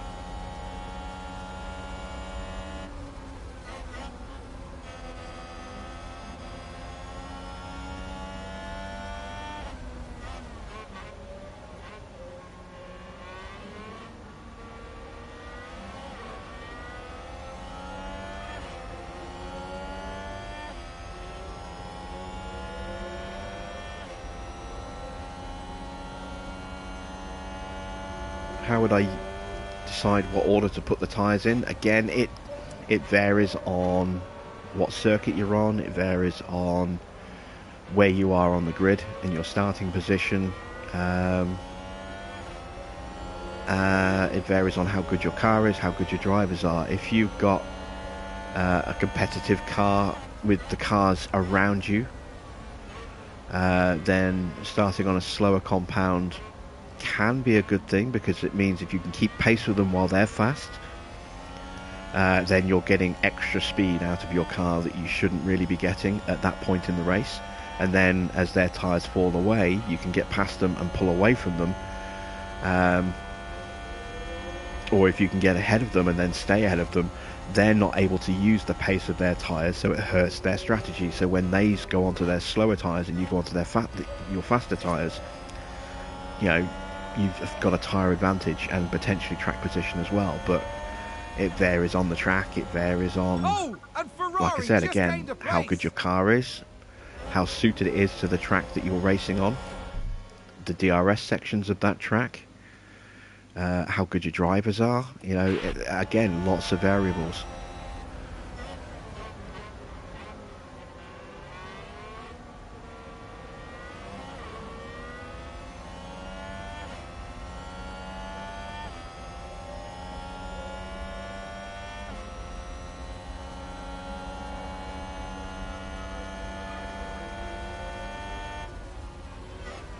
If you're in a slower car and you want to try and keep pace with the front runners, or you know, starting on a faster tyre is generally a better idea, because you've got more grip, so you've got a better chance of staying with them in the opening laps until DRS comes online, and then capitalising on the DRS.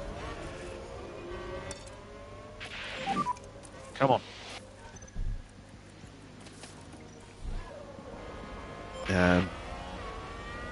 A circuit like Austria, for example, Right, let's box now, please. it's crucial to stay in the DRS on that track, because it, you know, with the faster runners, because they can just drag you along, you know, several tenths of a second faster than you would go in clean air if you can stay with them.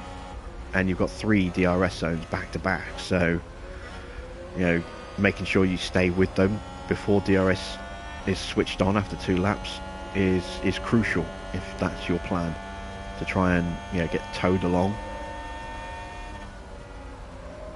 And having that extra grip at the start makes that easier to do.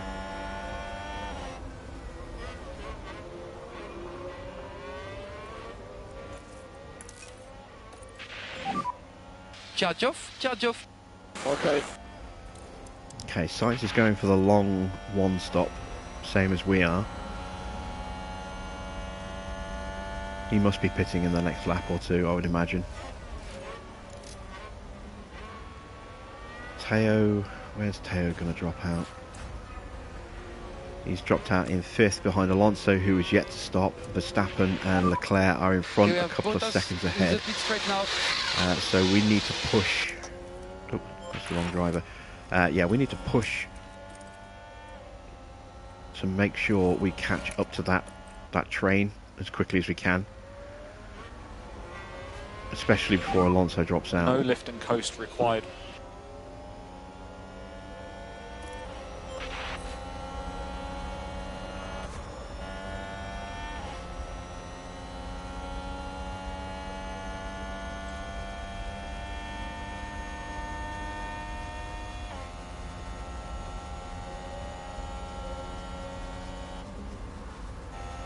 Okay, there goes Sainz into the pits. He's going to come out somewhere around us. You can see Alonso's almost been dropped already. He is currently the link that is, or you know, the bridge between us and Verstappen and Leclerc. Sainz in the pits. Which is why we had to get onto the back of him as quickly as we could, because as soon as he pitted, there would be a big gap between us and you know, on paper, the front 2 of this race. And as it is, we just about managed to use the DRS off the back of Alonso to get back into DRS range of Leclerc and Pourchaire and get out ahead of Sainz, who's there, just coming out the pits behind us. Alonso just pitted. So now we can calm the tyres, the fuel and the DRS Okay, we'd down. like you to slow down, please. I'm going to try and put a little bit more battery in the car on this lap. recharge on.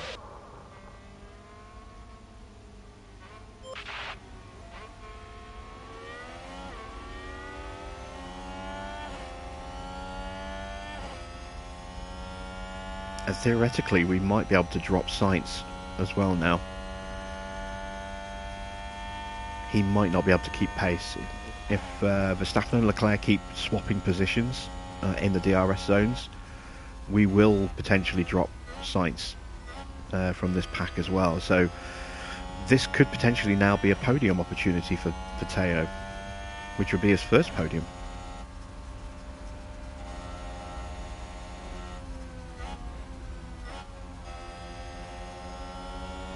There's Gasly just in front. Still yet to make his pit stop. That's going to drop him down the order.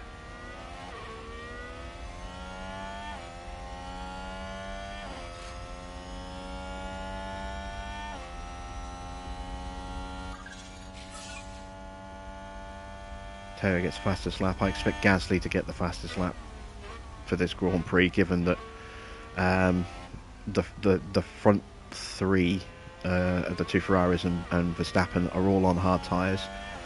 I think Perez is on hards as well now, isn't he? He is. Gasly's going to be on mediums, so he's potentially going to have more raw pace available. We need recharge off.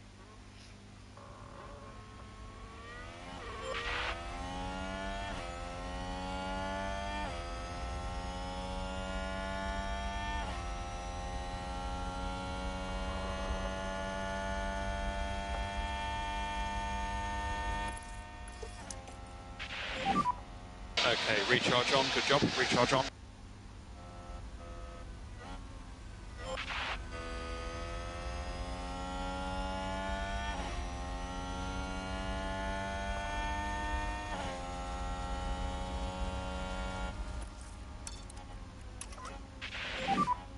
And we have margin to push a little bit more on the tires. Okay. Okay, getting ready to pick Gasly.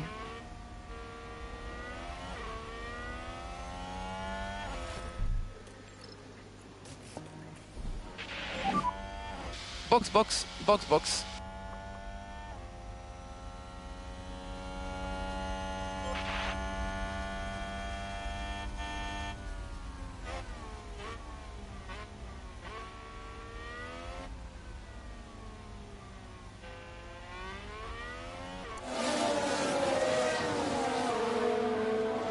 Okay, we're dropping a little bit of time with Porsche to Sainz because we are charging up and we keep drifting off the back of the guys in front of us. And that was a DRS overtake, so we lost ground. Off. But hopefully they will lose a little bit of ground stuck behind Gasly for the rest of this lap. So we shouldn't have to push to close them back up again.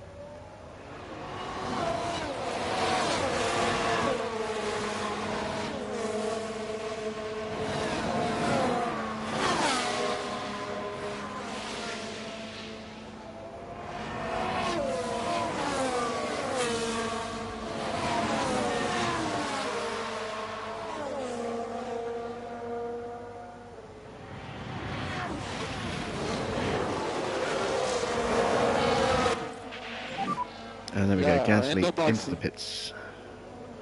Yeah, copy that.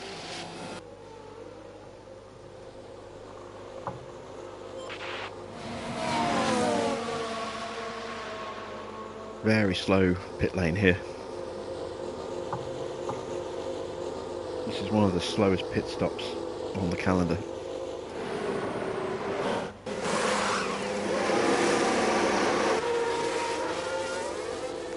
.4 seconds, not too bad. Where are we going to come out? Higher up than I thought we would.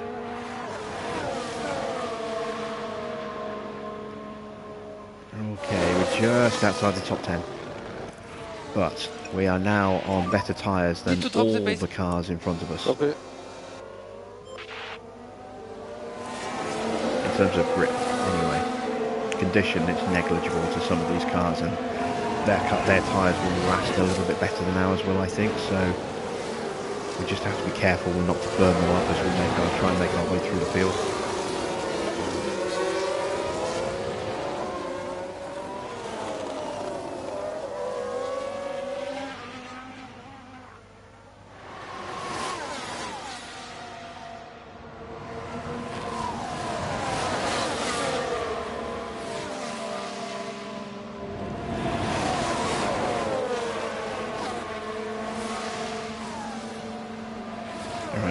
get a run on Perez here.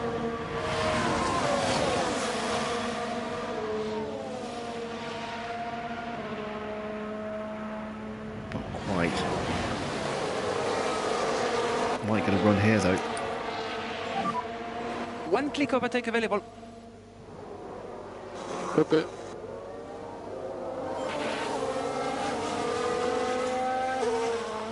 Around the outside. Oh, look at that move. That's a great move. This was good.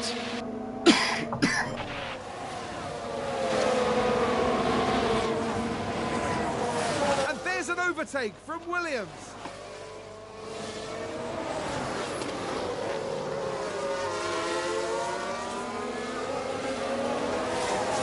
And we'll get Russell here.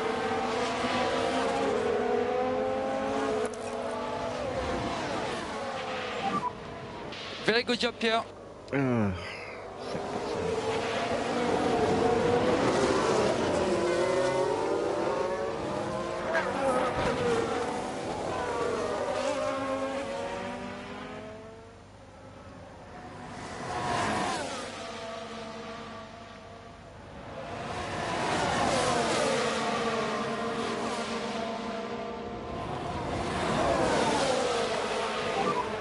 Okay, good job. We're in a good space there. Right, see if we can get both of these guys here. Battery is high. You can use overtake if you need. Yeah. 3 wide down the hangar straight. We're definitely going to get Ricardo here.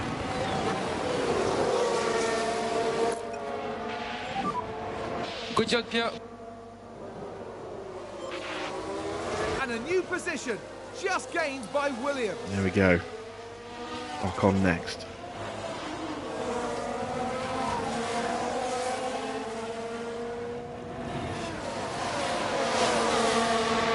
Thank you, Trucker.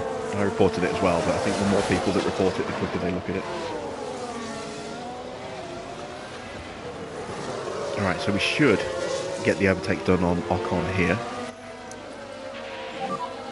Charge on. Charge on. Yeah, copy.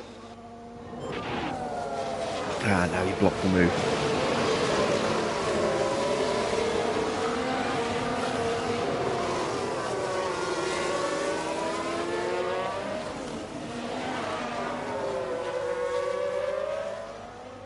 Porsche still hanging on to the back of them up front.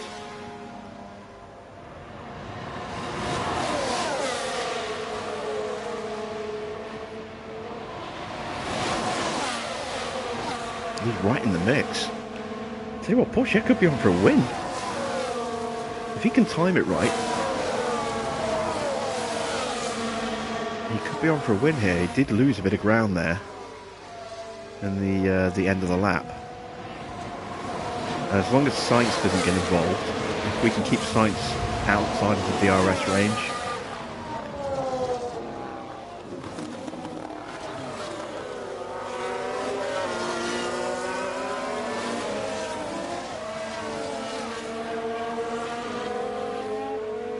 Oh, can you imagine? It's me saying, that's it, I've had enough, I'm getting rid of Porsche as soon as I can, and the very next race he wins it. I mean, it wouldn't be an option if Gasly was at the front of the grid where he normally is. Gasly would be right up here and potentially running away with it a little bit. But having said that, if Gasly was at the front, we probably wouldn't be paying as much attention to Porsche and working as hard to keep him up here. Good job.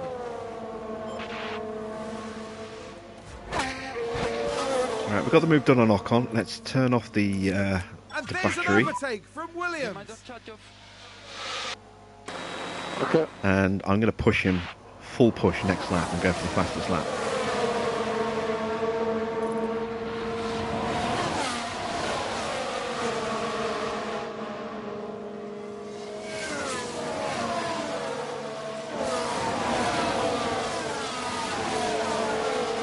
While we've still got pretty fresh tyres and we've got some bonus fuel and we've got enough battery. I know Porsche is just at the fastest lap, 1:30.0, but that's not secure. That will get beaten.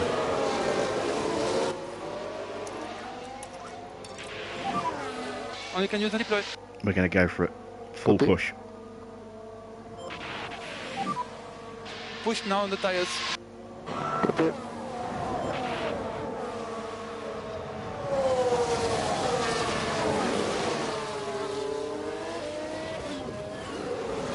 Of course, the other benefit of doing this... Oh, we had a spin behind us. Don't be... Okay, it's not safety. Yellow flag.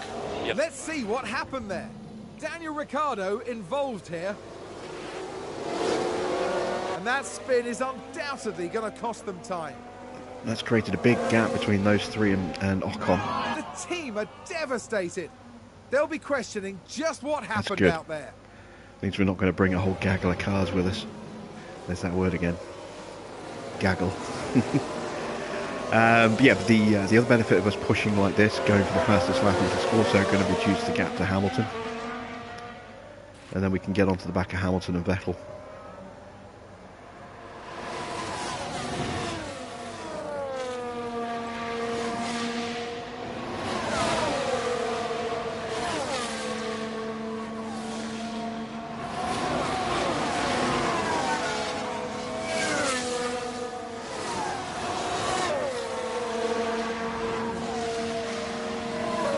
This is where we get the most energy saved on the lap. Stowe. And then in this corner here. So most of the battery that we recoup, I'd say a good 2/3 of it comes on the last couple of corners. That was a very good lap. And there we go. Keep up the lift off. You're doing a very good job. Copy. Need to drop the pace. Yeah. I don't actually see how fast that was. Let's have a look. Okay, charge on. Okay. 128.6. Yeah, that should be secure. 1.4, 1.5 seconds faster than Porsche's fastest lap.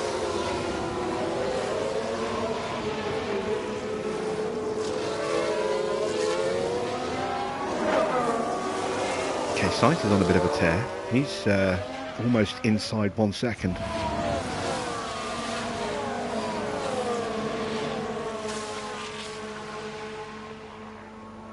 He's getting himself back into this fight. It's not what we want or need.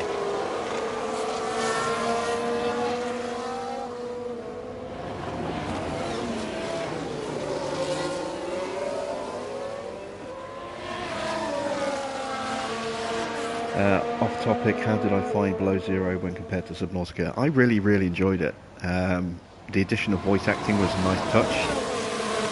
It was a bit more story driven, I think, than the first one.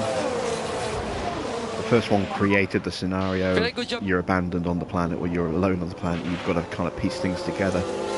And go out and find what you need to escape the planet. But there wasn't a definitive It's order a in race which to do position things. gained for Mercedes. I mean, there wasn't really with Below Zero as well, but there was more of an ordered kind of storyline to follow. So it was a little bit more narrative driven, I think. So it lacked a little bit, only a little bit of the freedom of Subnautica. It felt a bit shorter. No, not so much shorter. The game world felt a little bit smaller as well. But I think that's because there was a lot of on-land stuff, as well as the underwater stuff.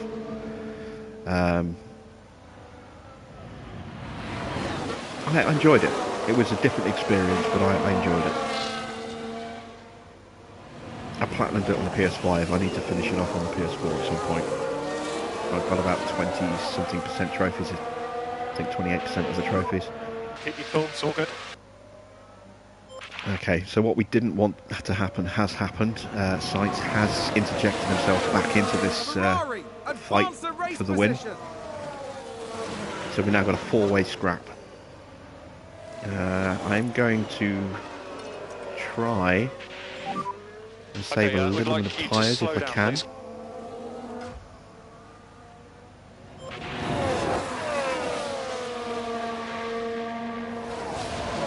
Me running these this lower tyre pace on Gasly is less about extending the life of the tyres and more about undoing some of the damage I did to them with that sprint. You can see that little blip where it goes down a bit sharper, where we had that lap at full push.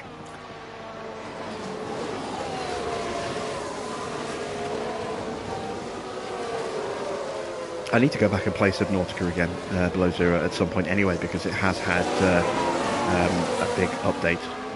There's a whole new module for, or a whole new docking bay for your modules for your sea truck. It's been added into the game, and some of the bits and bobs have been added in as well. And I can't remember what they are off the top of my head, but yeah, I need to go back and finish off on the PS4. So I'll check those out when I get there. It looks pretty good on the PS4. It looks nicer on the PS5. Obviously, it runs smoother. It runs at a faster frame rate, and there are some graphical improvements as well. Mainly with the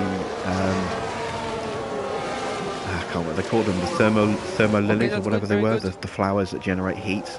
They glow very bright on the PS5 version. That's very subtle on the PS4 version.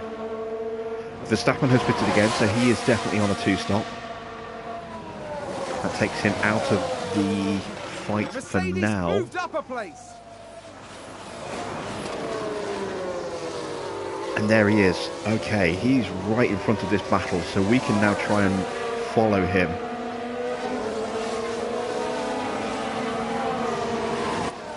Our battery is now fully charged. Charge off. We need to get past these guys now, Let's lift off, please. so that we can get back onto Verstappen and then try and follow him back up through the order. We need to push. Okay. This is a crucial lap for Gasly's race here to maximise his points. And these two being side by side does not help us. Oh god, 3 wide through here. I've never ever seen that. That is insane. We got DRS and we got the lead through the corner. And now we have DRS on the straight, so... Okay, that's good, yeah, very good. I've got to watch that again if they give us a replay. That was phenomenal. Looks like a good move for Williams. We can take a look now. Now look at this. It's Pierre Gasly. Look at that move. Around the outside, 3 wide through there. That is just absolutely crazy. They've gained quite a few places there. That was a big moment. The team are clearly delighted. That was a huge moment because that has just changed the very complexion of our race for Gasly. He's now got a chance to stay on the back of Verstappen and get pulled along. Hamilton and Vettel have pitted. I would imagine the 3 up front, oh sorry, the 2 up front, Sainz and Leclerc are not going to do that. Okay, we need some deploy. I don't know if I managed to get the DRS there. I think I might just have got it. I did. Excellent, so I can save the battery.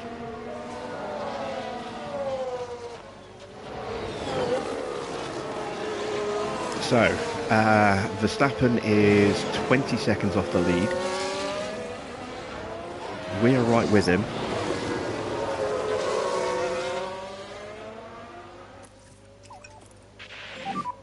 And keep going with the lift off. You're doing very good job. Keep going with the lift off. Now I want to try and stay with him. Yeah. Porsche is keeping pace with the Ferraris. Okay. And they're pitting as well. Leclerc is pitting. I am amazed at that. Sainz surely isn't going to do a 2-stop.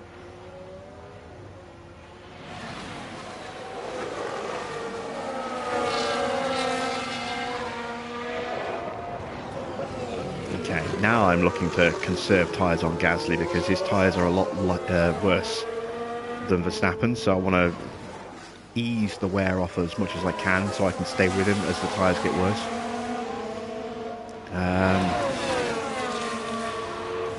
Porsche now in a fight for the lead. If Sainz pits, we're staying out regardless, but if Sainz pits, we're going to be hanging on for dear life to see if we can actually stay ahead of Verstappen as he chases us down. Leclerc is in this fight as well.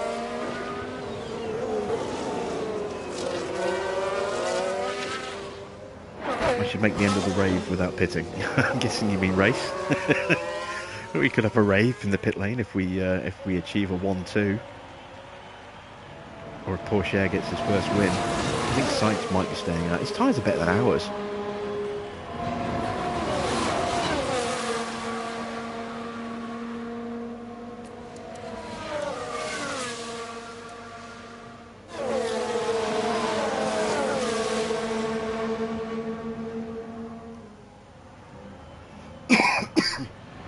Let's keep an eye on the lap times.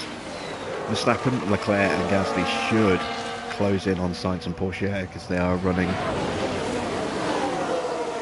you know, faster tyres, fresher tyres, and they'll be DRS swapping. Sainz and Porsche could theoretically be DRS swapping, but I don't think they're going to that often because I'm conserving Porsche's tyres.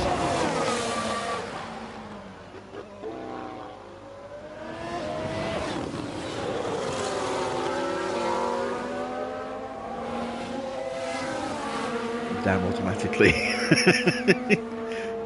I see one of my favourite memes of all time is an Austin Powers meme, and it's I see you like to live dangerous. No, I see you've turned off autocorrect. I also like to live dangerously, and it's spelt really badly. And then it says, I see you also like to. I see you've turned autocorrect on. I also like to lube degenerates.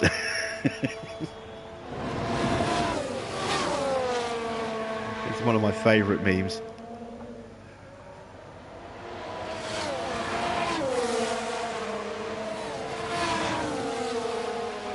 I'll post it on the. Community tab later once the race is done.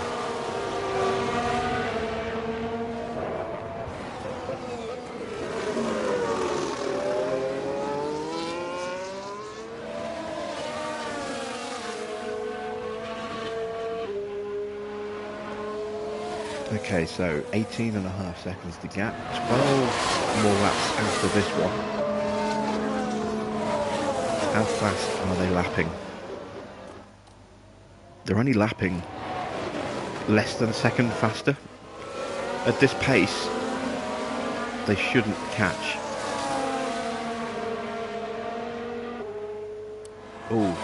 Leclerc has dropped off the back of Verstappen.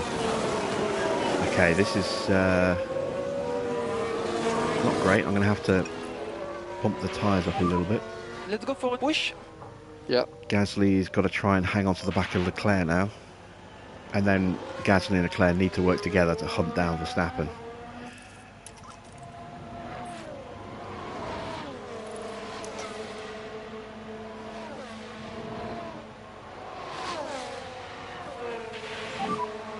Oh, you can use the deploy. Copy.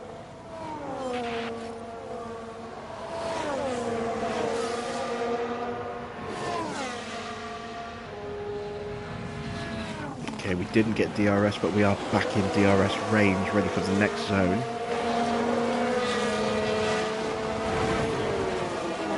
Max is still so fast in this game. Yeah, he is. But he is in real life as well, so I mean, it kind of makes sense.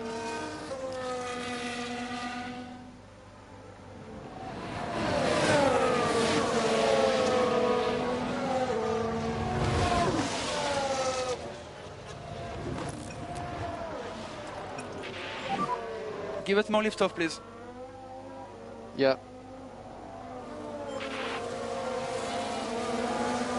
Really got to be careful using this bonus fuel that we've got, because running it will increase our tyre wear. Not by a lot, but over a long period of time it becomes very noticeable. Leclerc does look like he's actually starting to close down Verstappen slightly. It's a tenth of a lap or so, but that's good. As long as we can keep with him.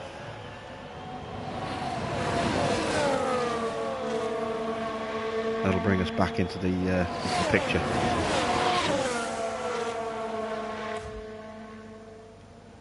Porsche still fighting for the win. 18 seconds ahead.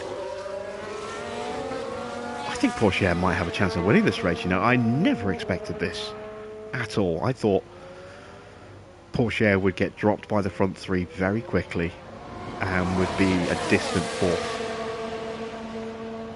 And that just hasn't happened.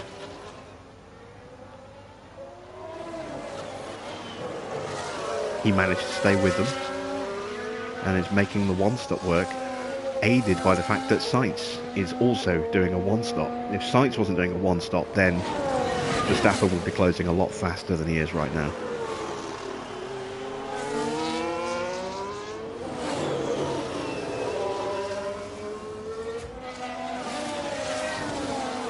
Here's Leclerc almost back in the 1 second range.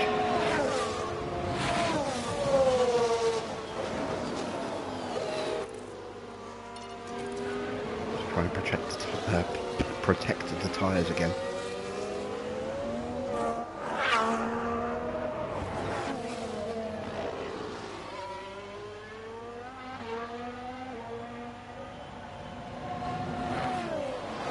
Bottas moves past Perez for 6th place. Perez is struggling.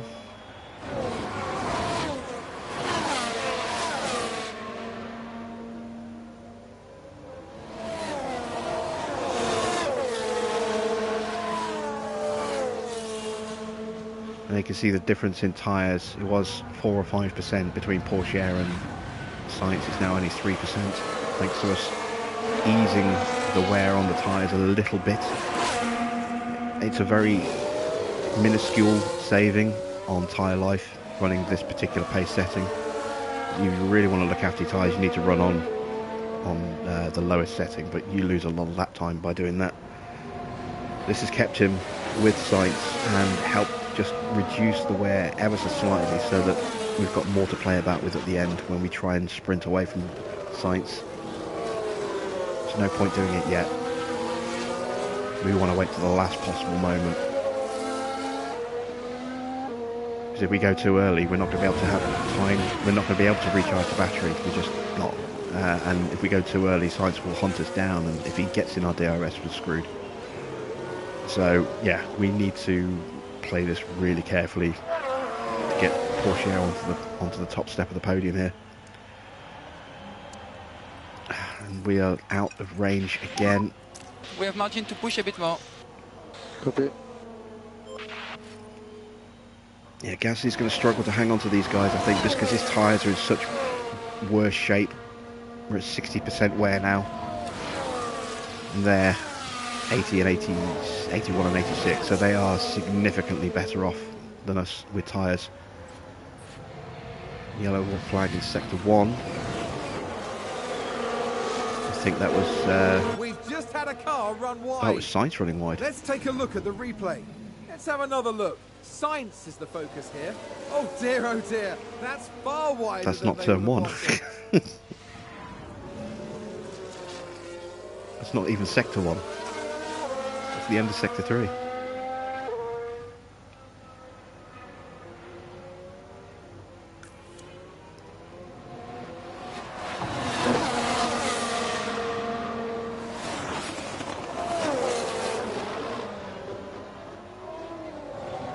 Safety car now would be great for Gasly, be awful for Porsche.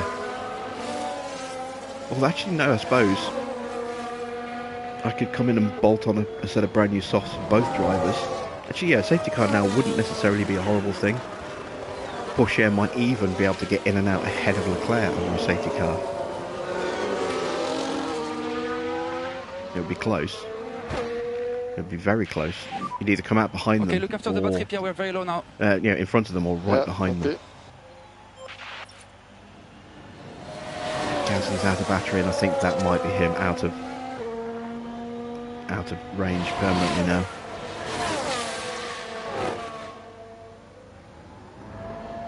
Leclerc's taking the fastest lap. This is my last chance of staying in.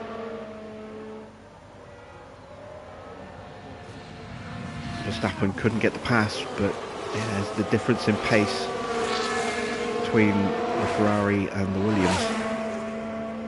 We've got some battery acceleration out of the corner, which closes back up again here, but can we stay in? Got to get back in range. I've got nothing left at the moment. Right, there we go. That's 1 second.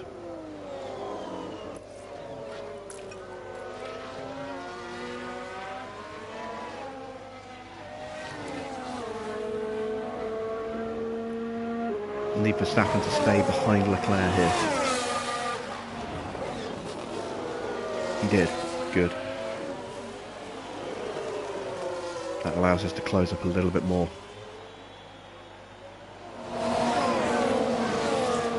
Some tracks so hard to make your mind up with what to do with the stops. Yeah, there are some tracks where a successful one stop or a successful two stop against the other one, depending on, we're out of range again already. Alright, I can't keep pace with these guys, so I'm gonna box for a brand new set of softs. We're gonna drop back behind Perez, and we're gonna drop back a few places, but we'll have brand new softs, we'll get the fastest lap, and we should get back up to 5th.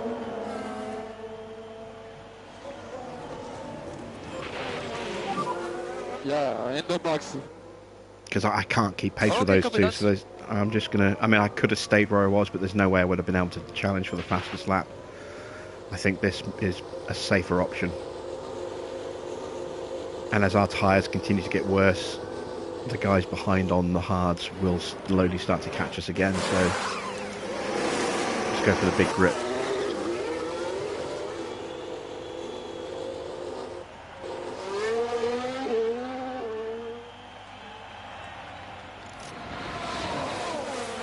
Seven laps to go, including this lap.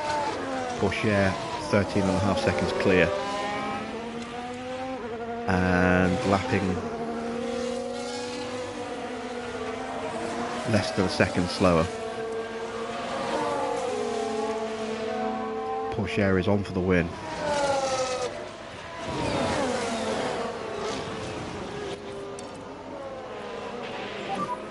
Push hard, push hard. Okay. I'm going to push hard on the first lap. Should have enough grip and pace with these tyres to close up without the battery Need to anyway. drop the pace. Copy.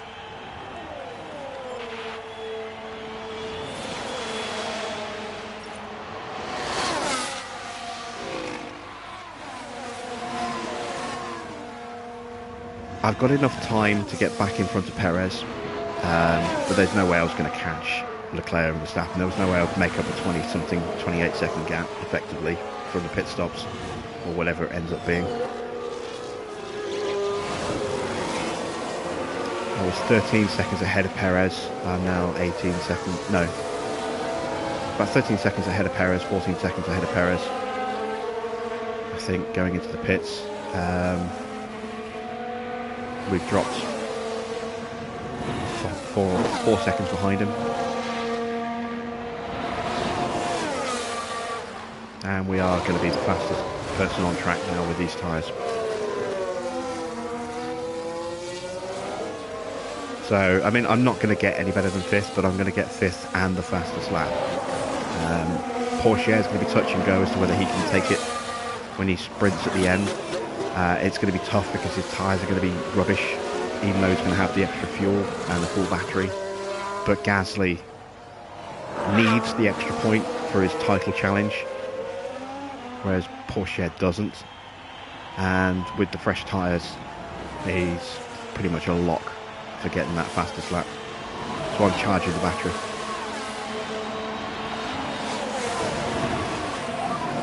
We've got 5 laps remaining. We need a little bit more lift off, please.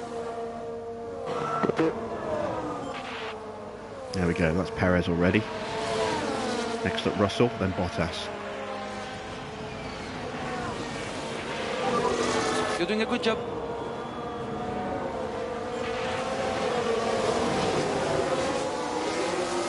new position, just gained by Williams. I know we haven't checked in on Porsche, but I am keeping an eye on the gap at the top of the leaderboard, making sure that he doesn't drop out of range or get close to dropping out of range.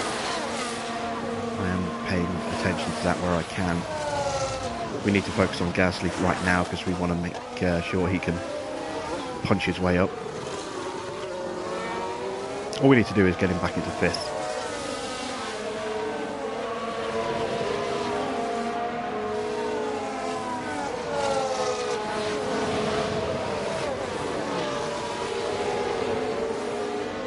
And that's a very comfortable pass on Russell there.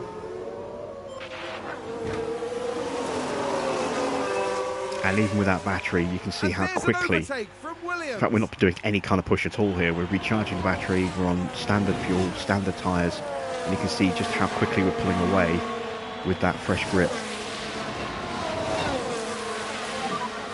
4 laps remaining. And how quickly we're closing down Bottas as well. This would be an even bigger time swing if we were using the battery, which we will on the next lap.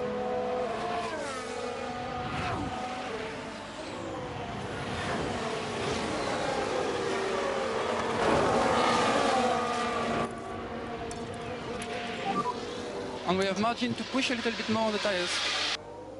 Okay. Okay, we need some deploy.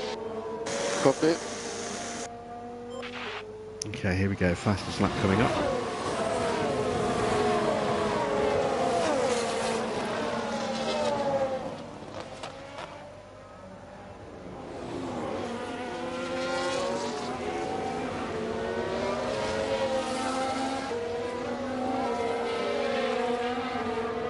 Oh, he's not getting through.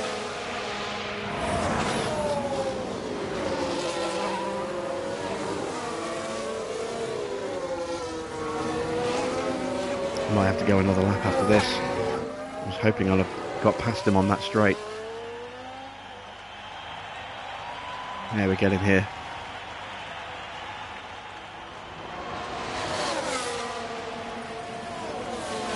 Alright, we might actually get DRS on the hanger straight. We're going to get DRS on the hanger straight. Beautiful. 3 laps to go. Get the pass done through Maggots and Beckett's. Open up DRS on the hanger straight, pull away. Very good job. And be out of range before the lap finishes. 9.5 seconds between Porsche and Verstappen now. 3 laps to go. They're not catching. Porsche is going to fight for the win. Gasly's going to take 5th. That wasn't the fastest lap. Oh my god. What was the fastest lap? Keep pushing. A 1:28.5. What did we just do? It's got to be close. A 1:28.5.07. Are you kidding me? He beat us by 0.004 of a second. Oh no. I've got no battery left. Alright. Give us a bit more lift off, please. We're just going to go hell for leather. We can charge up for the next lap or two Need to drop and the go pace. for hell for leather on the last lap. Yeah. Porsche has the lead. Now I'm going to start to push. Got a lot of spare fuel. You're doing a good job. Let's keep it up. Okay, push. Let's go. Actually, I'm going to save the battery because I'm not going to be able to pull away from sights No enough lift before the next DRS required zone. from our side at the moment. I will turn the fuel mode up though. Let's go recharge on. I can't believe we lost out on the fastest lap there 2 by laps to go. 0.004 of a second.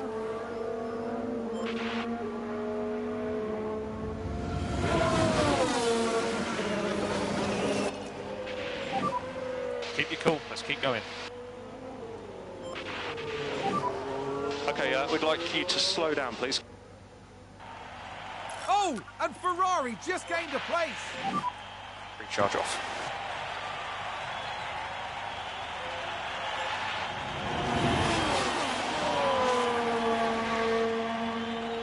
Come on, just stay in range. It's in range.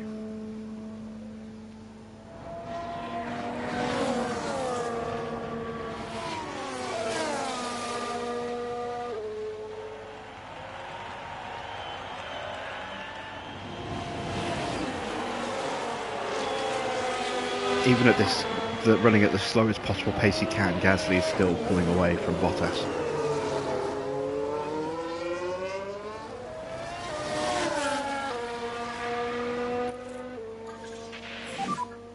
Last lap, let's make it count. Alright, here we go.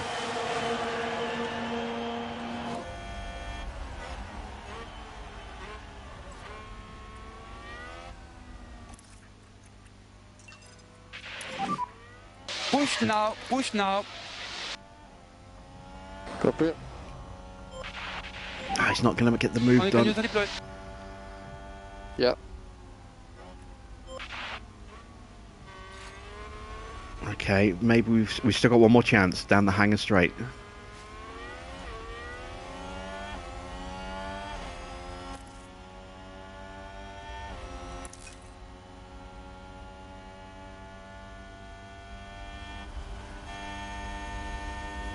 Don't make the overtake yet. Now go for it. Got the inside line through here. We've got the overtake done, and we should get DRS. We do. And Pourchaire's going to win the race. mate, good job. I can't believe Pourchaire's going to win this race.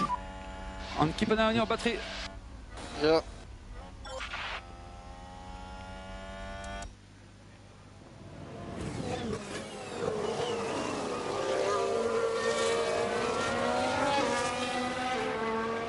What a result. Théo Pourchaire wins the British Grand Prix. Holy hell. He didn't get the fastest lap. Gasly is going purple. Let's take a closer look. And it's a Williams in first, edging out the competition. I don't think there was a single second of that race where they didn't believe they'd win it. Oh, there were many seconds I didn't believe I was going to win it. I'm still going to sack him. No, maybe. I don't know. He might have bought himself a reprieve. Right, can Gasly get the fastest lap on the final lap?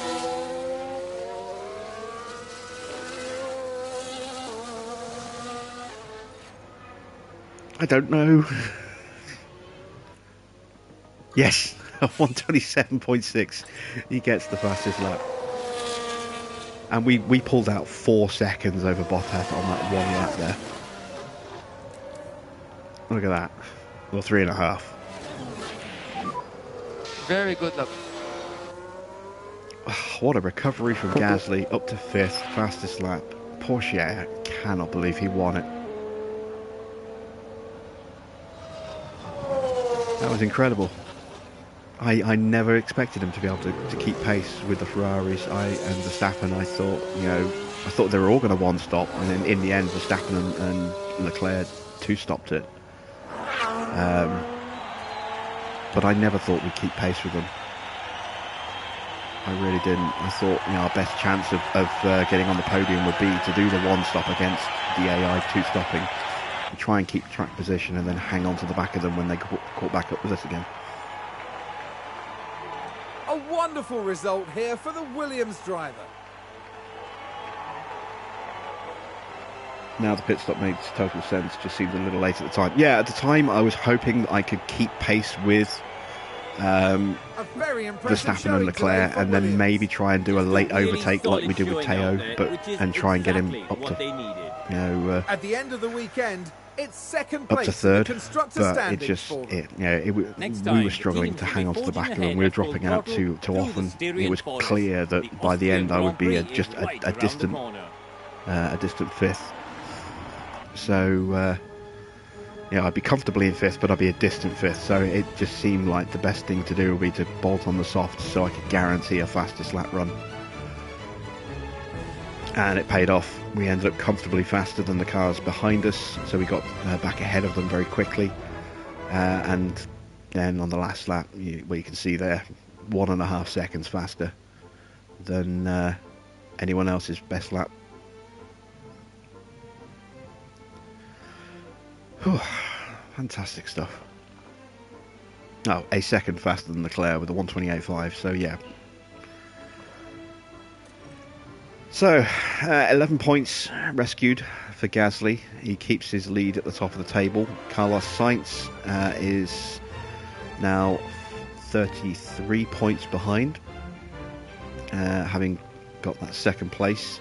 He closes the gap a little bit. Leclerc closes in as well. He's now 40 points behind us. Max only gains a point on us, effectively. Perez, another poor race for Perez. Porsche, having said that he needs to chip in with some points, chips in with a win. Gets his first podium and it's on the top step. What a great race for him. Hamilton gets a point. Bottas gets another 8 points. He's having a little bit of a resurgence. And Russell, the last of the point scorers, is in 11th place, just behind Alonso now in the standings. In the Constructors, we actually closed the gap to Ferrari by 3 points. 27 is the gap now. We do pull away from Red Bull, who, again, poor race for them by their standards. We are now 32 points clear of them. Mercedes are 7 points ahead of Alfa Romeo. Bottas's result really helping out them. Alpine in 6th. They do pick up 2 points, but they're not really in the fight unless things change massively in the second half of the season. I don't think they're going to get anywhere near that fight, and I don't think Mercedes or Alfa are going to be anywhere near the battle for the constructors either. It's going to be between Ferrari, Williams and Red Bull. I thought we wouldn't be as high up as we are, but we seem to keep finding a way to win. I'm not going to complain at that.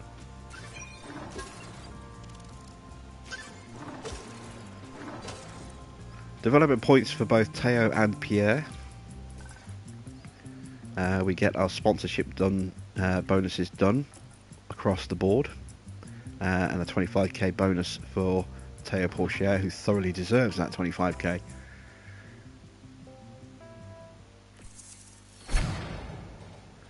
Spare chassis is now done. We have a new regulation vote that we need to take a look at. And more importantly, we've got penalties out of the way for Gasly going into the Red Bull ring.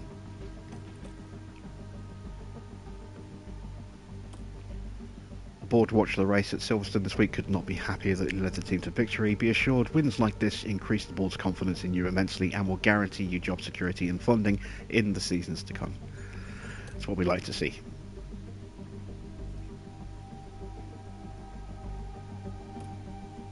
Okay, so regulation vote for sporting regulation changes. As you know, we may change regulations that define F1's rule change between seasons to make the sport fairer for competitors and more engaging for fans. With these goals in mind, we are proposing new sporting regulations for the 2024 season. To increase competition at the top of the grid, we propose a new scoring system that will see the top 8 drivers bring home points with a smaller gap between first and second place finishers. Please review the changes before voting. So we're going back to the 2000s point scoring system, by the sound of it. And we are losing the fastest lap bonus point as well.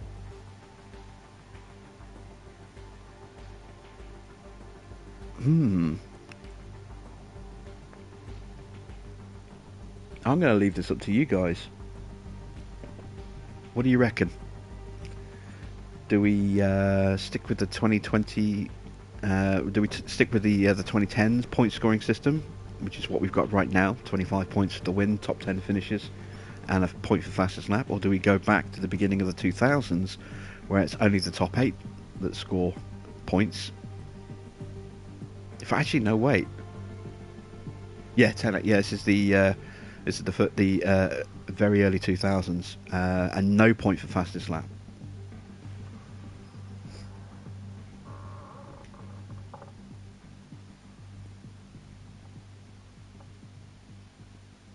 Couple of against, 1 for.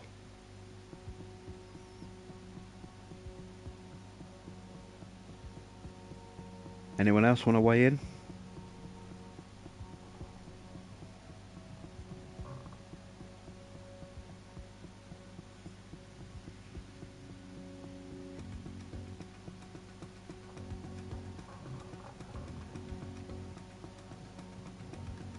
come back to that. Let's see where the car development is. A little way to go to our next bit of development. Let's do our points for our drivers. Teo's win gives him another point we're going to put into his reactions. Gasly. I'm going to put that point into his reactions. Logan hasn't picked up a point, but he is close to another one.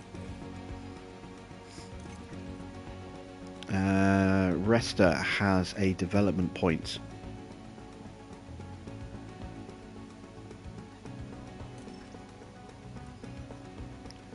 And I'm going to put that into chassis so that we've got all of his stats at 80 plus. There we go.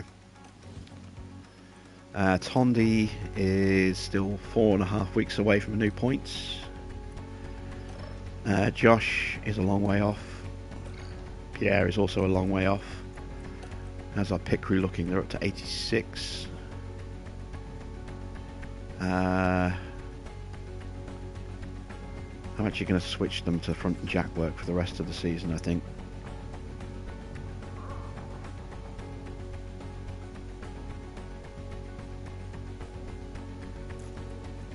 Facility-wise, we've got 12.7 mil to spend at the moment. Let's have a look at what we are upgrading. We do need another design centre upgrade. We need 18 mil for that.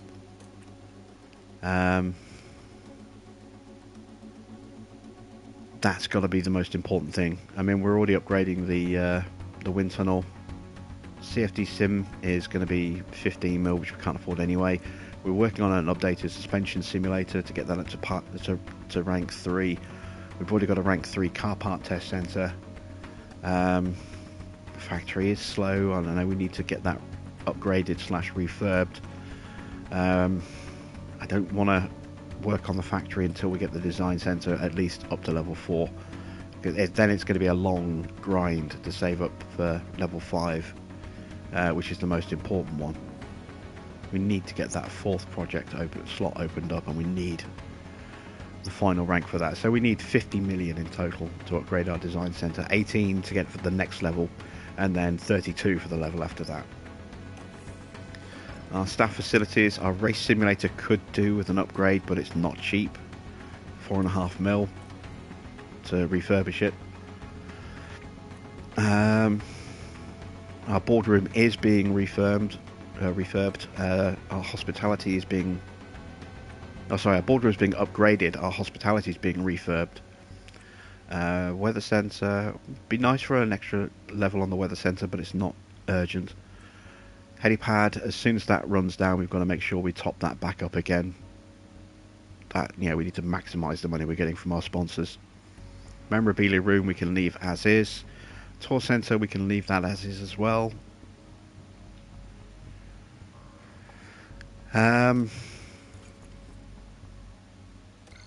Board confidence, once again, delighted with the results, as they should be. Now, we've almost achieved our long-term objective. We need to get 50% race points in 50% of the races. We've got points in all 10 of the races so far. So, next race, assuming that one of our drivers finishes in the top 10, our long-term objective will be done. And we are comfortably on target for our season objective. We are even in the fight for the constructors itself, so doing very well there.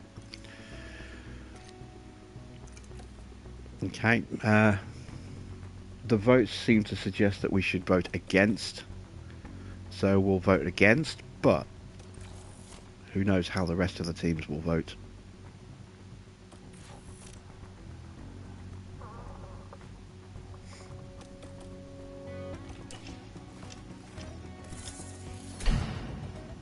That's the suspension done. I might need to do some new front wings, actually, thinking about it.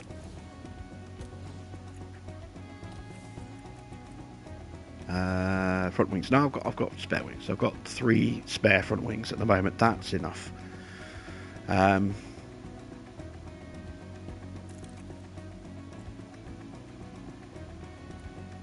We've done our drivers, we've done our staff. Austrian Grand Prix is one more day to go. There it is. There's the prep email. So there we go.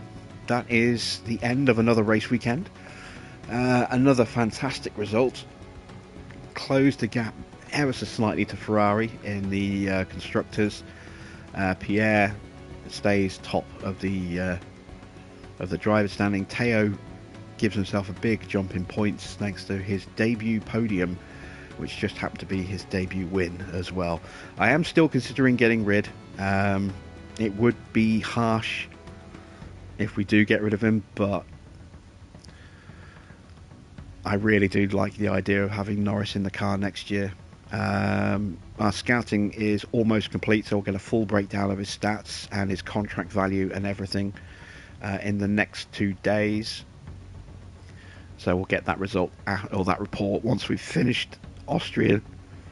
And then I know he's not interested at the moment because of where our team is ranked, but and what our objectives are, I think. But I'm surprised by that because I thought by now he would be kind of interested. Maybe we just don't have enough fancy attractiveness for our team yet. Maybe the upgrades and refurbishments that are going through will help improve that.